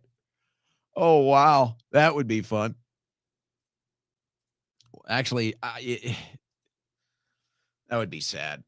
That would be sad. China prepares new property stimulus package as housing crisis enters year 6. Folks, they just did the same thing in Japan. Oh, it actually starts the story off there. Yeah, they just did the same thing in Japan. You see this and it's like, okay, all of these major economies are all propping themselves up with stimulus. Trump's probably going to try to do the same thing. And he's just going to see, it's going to be like, China did it, Japan did it. Why aren't we doing it? It's just, it doesn't actually fix anything. That's the problem. It doesn't fix anything. And if you want to give the American people a break, you need to cut the taxes. And they keep saying, we've cut the tax. All they did was cut the corporate taxes, folks. That's the only place where it's felt.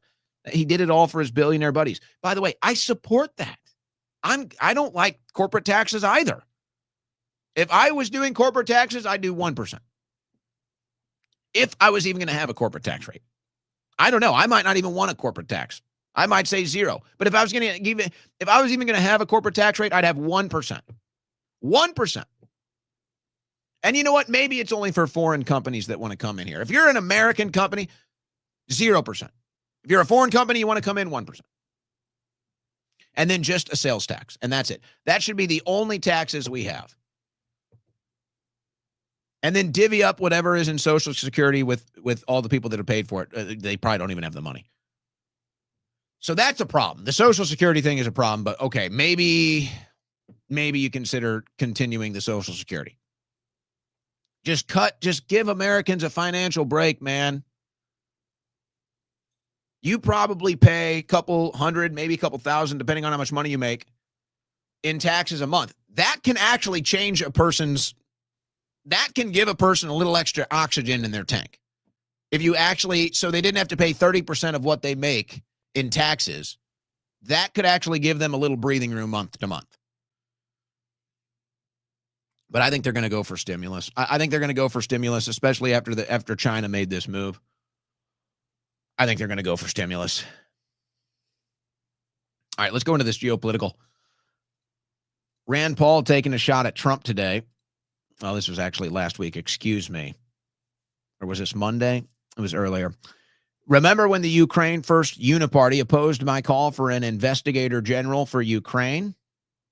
So he shares this Fox News story. Trump administration stays silent. Can you believe Fox News would even dare publish something negative about Trump? I mean, they used to do that as a business model 2015, 2016, but now Trump administration stays silent on massive Ukraine corruption scandal, rocks Zelensky's inner circle. White House declines comment on $100 million probe that prompted senior Ukrainian official resignation. So, folks, the corruption is all coming out. The war is probably about to come to a close. And all the money, all the weapons that were laundered, they're just going to shrug their shoulders and just try to pretend like it didn't happen and nobody knows. It's one of the worst foreign policy disasters of all time, what happened in Ukraine. And it was all a money laundering operation. It was all a weapons laundering operation. And I'm thinking about this, and I don't know if it's fair to say that Trump has been silent, because he has talked about it, actually. So I don't think that's a fair criticism of Trump to say he's been silent. But I think, directionally, the attitude of it, I think, is fair. Because for the most part, it has been kind of like, Trump's mentioned it, and I'm going to go to some audio from Trump here in a second. Trump has mentioned it, but it's just like, no, this is one of the biggest foreign policy disasters in the history of this country, and they knew what was going on. It was never meant to succeed. It was always meant to launder money and launder weapons. And I couldn't help, when I was looking at all of this today, I flash back and I think, how did it go so wrong? And I'm just wondering, you can't help but wonder if all of these things aren't connected. You had the stolen election, okay? You had the stolen election. And look at everything that happened after the stolen election that had probably permanent damage to the entire world, really, because of that stolen election. And this is why it was so important to stop that steal, folks. And this is why it's so important to arrest everybody that was a part of that steal. Look at the damage. Look at the damage to our country and to the world because of that stolen election. And I can't help but wonder if these things are all connected. So after they stole the election, what happens? Israel gets back into a massive war that we're supporting, and now they're expanding their territory. Was that part of the reason why they stole it? Because they couldn't have done that with Trump in office? Russia and Ukraine. Another war in Russia and Ukraine. Mass death, mass money laundering, weapons laundering. It goes back into the Middle East. They overthrow some regimes, kill a bunch of people. All of that was a result of the stolen 2020 election. Now, then you have the U.S. economy and the open border that's done permanent damage to our country. All of that is a result of the stolen 2020 election. That's why it was so important for us to stop that. And that's why it's so frustrating for me that understood that at the time and quite literally put my life on the line to try to stop that steal. And now I have to sit here and watch these Johnny-come-lately, Sunshine Patriot, fake MAGA cultists move into this movement that we fought for, many died for, literally. And they come in here and they occupy this movement, and they weren't even there in 2020. They didn't even try to stop the permanent damage that we're dealing with now. They didn't even attempt to stop the death and destruction that came after that war that we all knew would happen. They weren't even there. And now they want to tell us how to run MAGA? Fuck you, man. I'm sorry, but I'm so sick of you people. I'm so sick of you, man. You know what? No, I take that back. I'm not sick of you. We're all sick of you. You weren't there for the tough times in 2015 and 2016. You were nowhere to be found. You were anti-Trump even. You weren't there for 2020 during the stolen election. You weren't in the streets. You weren't covering the lawsuits. You weren't covering it all. You didn't fight for anything. You didn't sacrifice anything. And now you want to pop up in 2021 and tell us how to run our movement? Get lost, losers. Get lost, cowards. You don't even have the proper context or experience, quite frankly, to comment on current politics and current events because you aren't even a part of them. You're a bunch of grifters. You're a bunch of frauds. You're a bunch of cowards. And I feel bad because it's going to hurt our country now with you freaks and cultists trying to dictate MAGA. But here's my real fear, and this is my warning for Trump. President Trump, if somehow somebody can get this message to you, it doesn't have to be for me, just anybody, if somebody can tell this to President Trump, he needs to know this right now. President Trump, listen to me. All of these people, the social media influencers, all these people that are nipping at your heels every day, drooling, foaming at the mouth, wide-eyed and bushy-tailed just at the side of you. President Trump, the moment the weather gets bad, the moment the trouble starts to occur, the moment the temperature gets too hot, the moment there starts to be a fight, every single one of these cowards will bail on you. Every single one of them will bail on you, Mr. President. And I'm just asking you, I understand you got to play your role. I understand you got to play politics, and I get it. I think you're pretty transparent about it. We saw some of the exchanges and communication methods that you used today with Mamdani, with the press. I get it. I get it. And you're transparent. You want people to understand it. But President Trump, I'm just telling you right now, I'm just warning you, do not push your original base off this cliff, Mr. President. Don't do it. Please. Do not completely abandon your original base and push them off the cliff to replace with these phonies, these grifters, these pom-pom wavers. Don't do it, Mr. President, because if the Republicans lose the midterms, the Democrats will put you through hell for the next 4 years. And all of these people that want to wave the pom-poms and kick the legs and pretend like they're your friends and pretend like they're patriots, every single one of them will disappear, Mr. President. They will be gone. None of them will fight for you because they've never done it before. They have no track record of fighting for you. They do have a track record of trying to destroy you. They do have a track record of trying to keep you out of the White House. So play your role, Mr. President. You're going to do what you want to do. You're the president. We elected you. But I'm warning you and I'm asking you, do not push your original base off that cliff. Don't do it. Because if you push them off the cliff and you abandon them, in 2 years, if things start to get bad again, all these new characters that supposedly support you that just popped up in the last couple of years, they will all run away and hide because they're cowards and they're frauds and they're grifters. But maybe you know this. Maybe you already know this. Maybe you got a plan. But somebody needs to warn you. Somebody needs to warn you. Because I just don't know. I just don't know if you're getting this. Now, Trump did comment. He was on a radio show, and he said this with the proposed peace plan now being discussed. It looks like Ukraine has to cut their personnel to 600,000. It looks like they got to give up some land that they have not lost in the war. They cannot join NATO. They will lose in a short period of time. The whole of Donbass. They're losing land. They're losing land. It looks like Ukraine has to cut their personnel to 600,000. It looks like they got to give up some land that they have not lost in the war. They cannot join NATO. They will lose in a short period of time. So there's Trump being honest. Ukraine is losing the war badly. The whole of Donbass. They're losing land. They're losing land.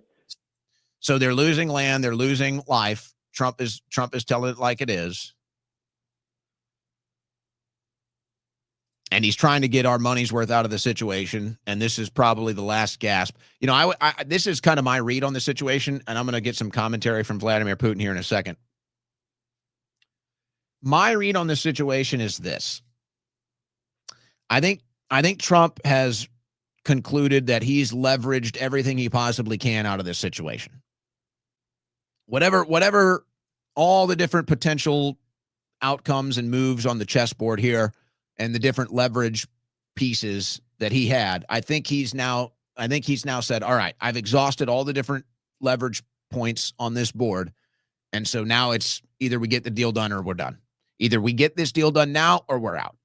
I think that's where Trump is at. I think this 28-point peace plan is Trump's final effort. I think he's gone through the process. He's tried the different leverage points. He's tried all the different outcomes. It's all failed. It's got us right back here. And so I think this is Trump's, either we're getting this deal done now or we're totally out. And I don't know what totally out means, but I would imagine no more financial aid, no more military aid for Ukraine at the bare minimum, and maybe even publicly making a comment about it's time to get out of NATO. That's the outcome we need anyway. But I think this is Trump's last. I think this is his last play on this, and then I think he's out. I think he's tried everything else. He's tried to leverage all the different points, and now this is it. He's done. He's done leveraging. He's done negotiating. He's done dealing. Either take this deal or it's over. I'm out. America's out. That's where I feel like Trump's head is at right now. Let's go to Putin. I may have to read this one. One of them is in English. One of them is not translated. Let's go to this one first. Putin responding to the peace plan. We can see that following the talks in Alaska, a certain pause has ensured from the American side.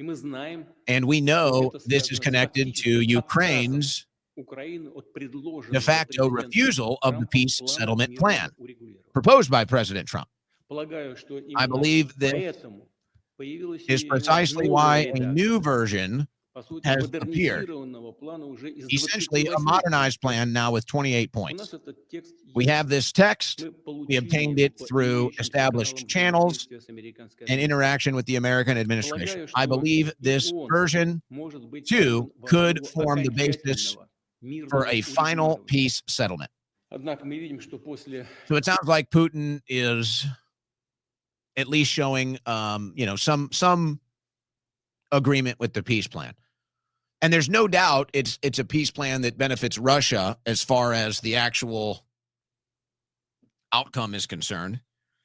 But it benefits Ukraine because there's no winning for Ukraine. The only winning for Ukraine right now is to take your loss and to go home with whatever you have left. That's the only win for Ukraine at this point. And that's what Trump is saying. That's what Trump told Brian Kilmeade's radio show today. Putin went on. This one I do believe is translated. Here's either the key. Putin went on. Either the Kiev leaders have no information on the situation on the battleground, or they have that information but they can't evaluate it properly. If Kiev doesn't want to discuss President Trump's propositions, if they refuse to do that, they and the European warmongers must realize that the events in Kupiansk will repeat inevitably in other key sections of the front line. Maybe not as quick as we would like it, but inevitably they will repeat. Either the Kiev. So basically what he's saying is all Russia's doing is gaining. That's really all Russia is doing. They're just gaining. They're just slowly but surely increasing their front lines into Ukraine. And that's what Trump said to Brian Kilmeade. Now, if you want to know how bad this really is, folks, if you want to know how embarrassingly bad this really is, I want you to watch this video of Macron. And no, I don't think there's an innocent excuse for this. No. I'm sorry. No. And remember, Zelensky just went to France and Zelensky just cut a deal with Macron. So here's Macron I wonder if the American people could even tell you what's wrong with this. I don't mean to test you, but I wonder if you notice what's wrong with this. Here's Macron holding up a war map of Ukraine, updating the French media on what's going on. Do you see what's wrong with this picture, folks? Macron doesn't.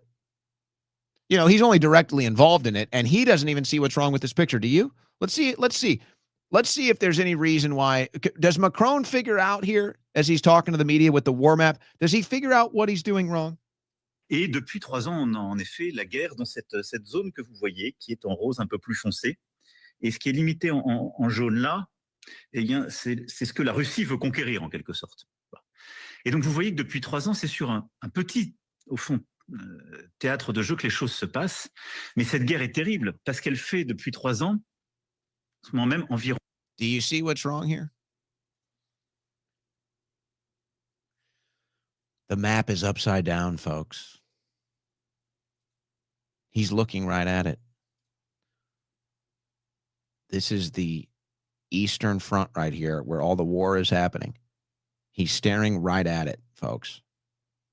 He has it upside down.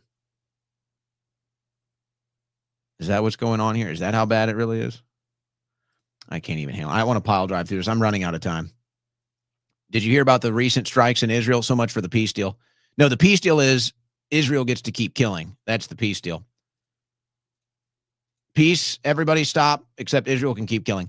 Israel strikes across Gaza, kill at least 32 Palestinians. Hamas warns of dangerous escalation. Israel's killed now, I think it's like over 300 people.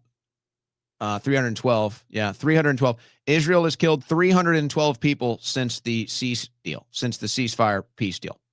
So again, it's not a ceasefire peace deal. It's just Israel can kill whoever it wants. Do I want to get into the Jonathan Pollard thing?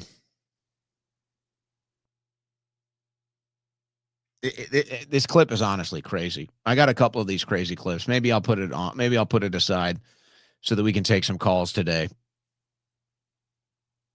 Trump wants a peace deal with Ukraine and Russia before Thanksgiving, by the way. That's what he said. But if I go back to these other clips, I'll run out of time. I won't have time for calls, and I do want to take calls today, at least a couple. But these Jonathan Pollard clips are wild, and then these other clips, folks, it's insane. I don't know how else to describe it. It's totally insane. But we are running short on time. I said I'd take calls today, so I want to do just that. All right, phone line is open. Number is on the screen. 747 200-5560. 747 200-5560, and we will get you up and on the air. Anything we discussed today is fair game, or whatever you want, I guess. It's a Friday. First caller of the show. What's your name? Where you from? Yeah, this is Phil in Tallahassee. I've never called you before. All right, Phil, what's up? I'm just kidding. I only plan on calling you a couple times a week or whatever, but the only reason I called you today was I absolutely loved you and Joe Biggs. I actually lost track of him, and I was curious because I know he was J6er, right? Yeah, he spent a couple of years. Yeah. Yeah, and because they said he was messing around with the Proud Boys. I mean, he could have had dinner with them at McDonald's or whatever. Yeah, so I mean, he was with the Proud Boys, but basically he was more of a fall guy because he was just there with the Proud Boys. Right. He was one of the first guys that was there at the Capitol, so he was kind of like in a bunch of the photos. But yeah, they went and got a taco lunch in the middle of the day. You know, some insurrectionists, they went and had a taco lunch and then went back to the Capitol. That was literally my guess, and that ends up being the true story. No, that's literally what I mean. It wasn't McDonald's, but no, yeah, they went for some tacos. They went for some tacos at lunch, and then we're like, oh, we'll go back to the Capitol. Do you think that had anything to do with the fact that they went after him because of his ex-employer or whatever? Because of Alex or InfoWars or anything like that? No, I think they went after him because of the Proud Boy angle, and it was an easy fall guy. I think it was just an easy fall guy to make an example of. I think that was more of it. I can't say for sure, but that would be my estimation. Yeah. Well, the only thing I wanted to give you feedback on was the two of you guys had me laughing my ass off. And I think you started with InfoWars probably around like 2015. And so I think it might have been Joe Biggs. I don't know if he was like one of the guys right before you. Yeah. But yeah, back then, I mean, I used to listen to you when you were on there with Roger Stone. I know it was awesome. Yeah, You know? Roger and I launched the War Room in September of 2017. Yeah, and when you guys did that or whatever, I mean, like, how many people have like what was it, a turkey dick tattoo like he does on his back? I mean, you guys just were really good. Yeah. Well, we had Roger on a couple weeks ago. That was the first guest of the Owen Report. I don't do guests. Really? Yeah, I don't do guests here too often, but Roger has been on once, so you can go back and find that, a little reminiscing that that Roger and I did. I'd like to see Joe Biggs again. I mean, the two of you guys are like, I don't know who's Batman or Robin, but the two of you guys were really good today. Well, we had some fun. We had some fun back in the day, in more ways than one. I'll leave it at that. Next caller, what's your name? Where you from? Hey, Owen, it's Joe from New Jersey calling in again. What's up, Joe? So I wanted to talk to you about the, with what happened with Chuck Schumer, calling to disavow Nick Fuentes. I didn't see that. Yeah, When did that happen? It happened literally like a day or two ago. Pull it up. It's crazy. It's crazy. They're literally calling to disavow him. Yeah, of course. Actually, you want to know how bad it is, and we covered this. This has happened 2 weeks in a row. This is how bad it is. This is how desperate they are. This is how scared they are, I guess, of Nick Fuentes. They're literally on the you have a small wiener. That's their thing now. You have a small wiener. That's their big insult now. If you're Nick Fuentes, or I guess if you listen to Nick Fuentes, or if you listen to Tucker Carlson, I guess however they try to frame it. But that's what they're doing. You have a small wiener. That's where they're at now, Joe. That's where they're at. That's where their attacks on, if you're Nick Fuentes or Tucker Carlson, or you have a similar worldview as them, they say you have a small wiener. That's how much they're winning the debate, that they're calling you small wiener. Yeah, it's all they can resort to, man. And folks, if you're just listening to this and you think that that's crazy, go look it up. 2 straight weeks they're running headlines that, oh, if you listen to these people, then you have a small wiener. 2 straight weeks. I'm not kidding you. Look it up. That's what they're doing. So, okay. Maybe that's projection. Next caller, what's your name? Where you're from? Oh, and Don from Orange County. What's up, Don? Hey, how you doing? Cookies came out great, man. Oh, that's great. We're all happy for you. Just don't eat them all before Thanksgiving. Man, I got a lot of family, man. So that's the there's challenge. A whole bunch, but you got to keep them for Thanksgiving. I wish there was some way I could, respectfully send them to you, and they'd actually make it to you without being eaten. Well, you're gonna end up. I'm hearing you talk. I think you're going to have to make more cookies. I think you're going to eat them. I don't trust you. I would. I don't know the power structure in your household, but if there's somebody with any authority, they need to hide those cookies from you immediately. Well, I'm a pretty big guy, so there's not really anybody more authority than me in my household. So. There's no wife in the house. No. It's done. Those cookies are done. Hey, two things. That's not right. They don't have a chance. Those cookies are gone. They're gone. That's it. It's over. There's no way. Can you hear the National Geographic Animal Kingdom theme while I'm approaching them? Here is Dawn in his kitchen 2 days before Thanksgiving. Unable to stave his appetite off, he goes in for a handful of cookies. Of course, we all know this means that all the cookies will be gone by Thanksgiving, and he'll yet again have to cook another batch. Hey, 2 quick points real quick, though, man. I want to bring this out. First, I got to ask you something. Do you know what Takia means? Pakia? No, Takia. Just like it sounds, Takia. It sounds like a food brand. No. Takia is what Takia is in Islam. In Muslim faith, it's the approved lying. It's like they lie to you. They're willing to say anything to you to get you, to What well, do they? anyway, this is what Mamdani was doing today in the White House. He was doing taqiyya, and that's practiced in the Islamic faith. It's in the Quran and everything. So there's that.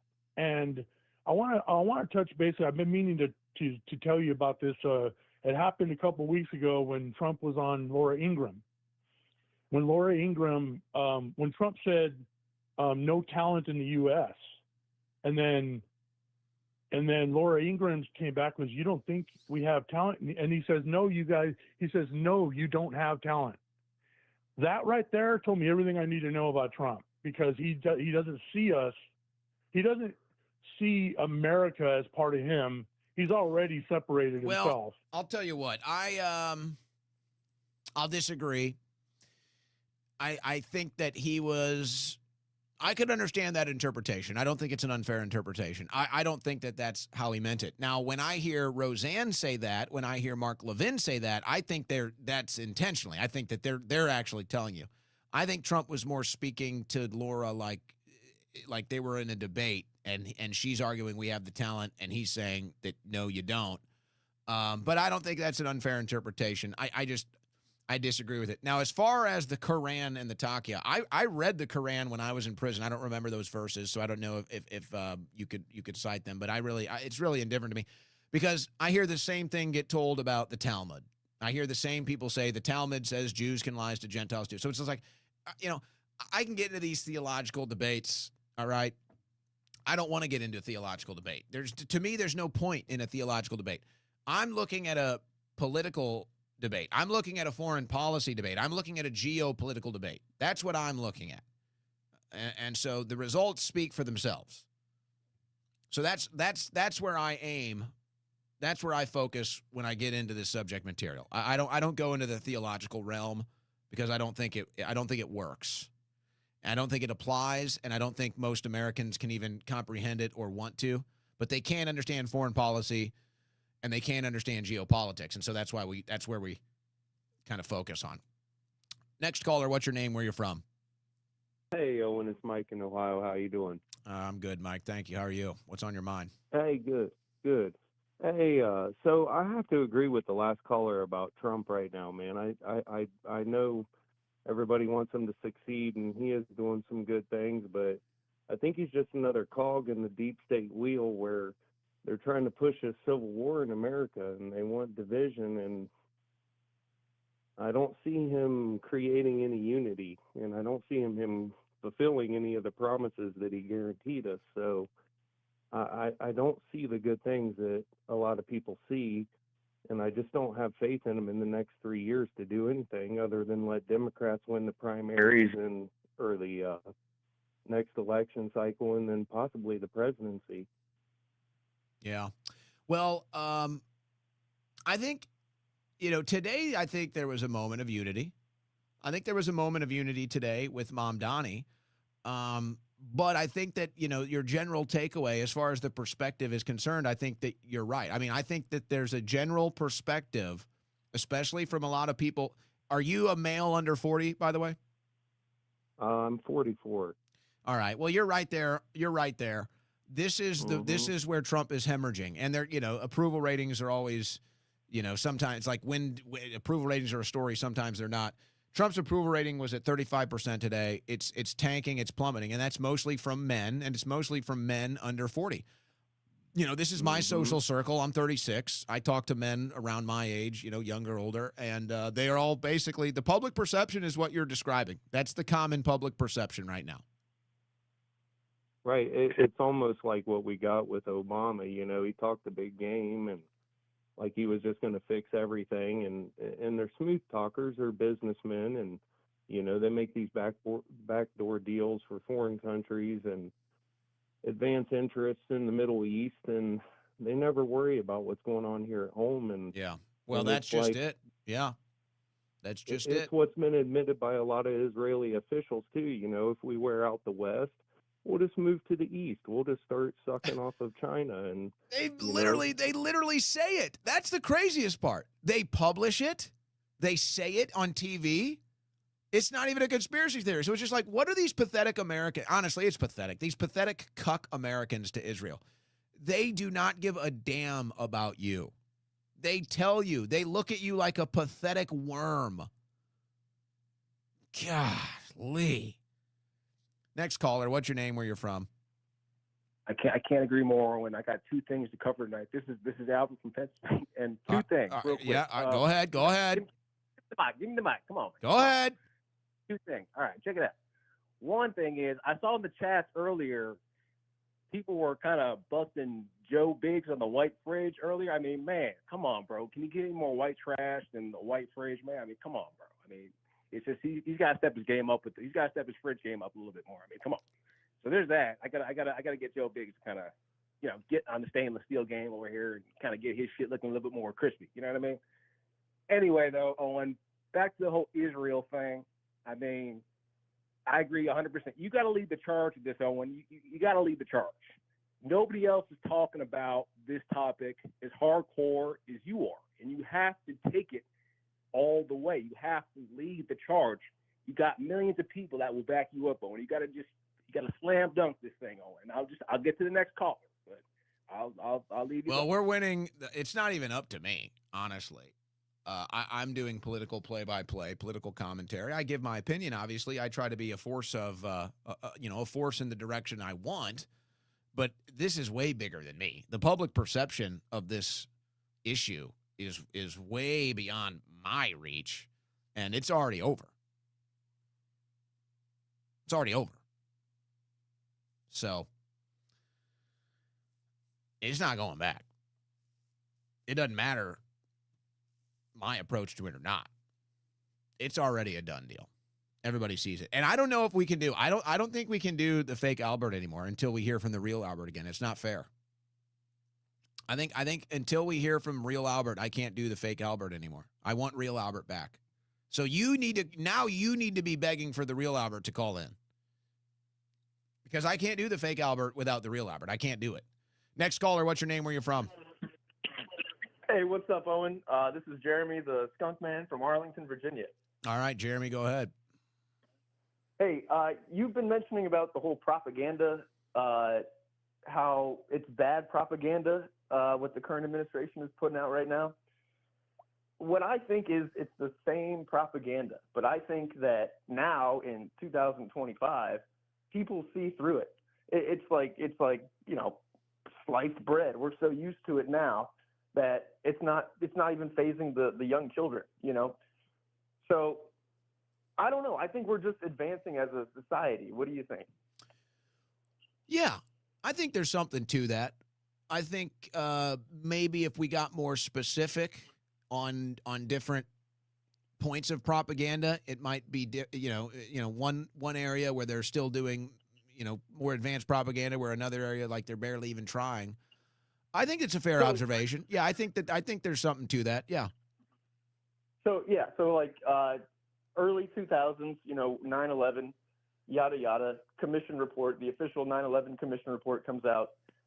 Fast forward even 10 years, people start to have computers in their pockets. They got cell phones and everything. They can look whatever they want up. People start putting stuff up on YouTube, like the Zeitgeist video or the Loose Change. So I think society as a whole is just not able to stomach BS propaganda that everything before us was able to ingest. I think that's fair. I think that's a pretty astute observation. I don't know if I would say it's 100%, but I think I think that's probably 80% applicable. I think that's I'd say that's fair. And especially especially on foreign policy, I think too. Like it's one thing to sit here and tell the Americans like, oh, the economy is great. Well, it's like, okay, I know it's not great because I'm living in the economy. And then it's another thing to, go with the same foreign propaganda to keep us in the Middle East. And I think that's where it really applies. It's like, no, that's not working anymore. Plus, it's just not even popular anymore. Or the propaganda on Venezuela. Yeah, that's a good point by the caller. I don't really present it like that as much. But I think that is definitely applicable here. Next caller, what's your name? Where you're from? Hey, it's Tate from Florida again.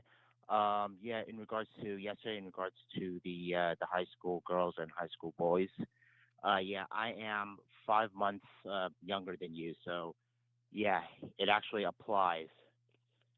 So just so people understand, we covered a study yesterday. Now, the desire for high school aged men and women to have a family and kids has flipped. From when my generation was in high school, more girls wanted to have a family and get married. And now it's flipped, and now more boys want to have a family and get married. So that's the context of what the caller is saying for people that are wondering. Yes, correct.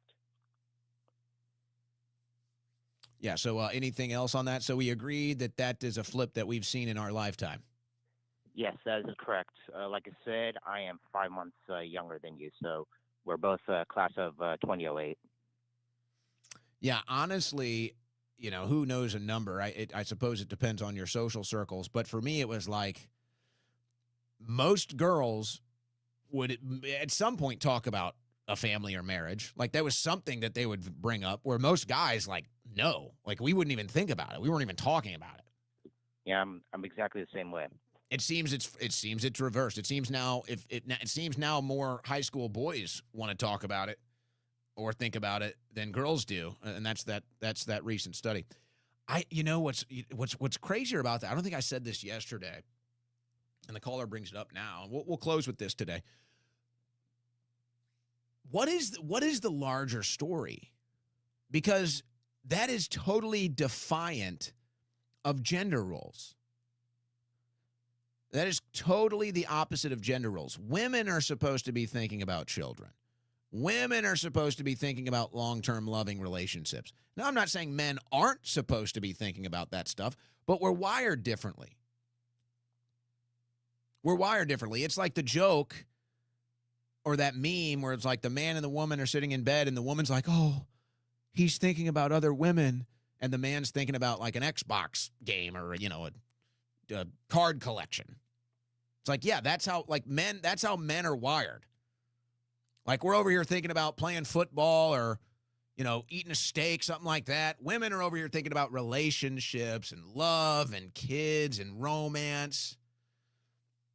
Those are like the proper gender roles. And it's like now they flipped them in the youth. All by design. All with intent, obviously. All right. On a Friday. Hey, guys. Thanks for tuning in. We love you. Hope you had a great week with us. Hope you have a great weekend. What are you up to this weekend? I hope the weather's great. I hope the family's healthy. Nothing but peace and love this weekend. Have a nice meal. Maybe have some social activities. If you're lucky enough, maybe get some sun. Just have a good weekend filled with peace and love. That's what we want. Heading into the weekend, God bless, Godspeed. We'll see you next week.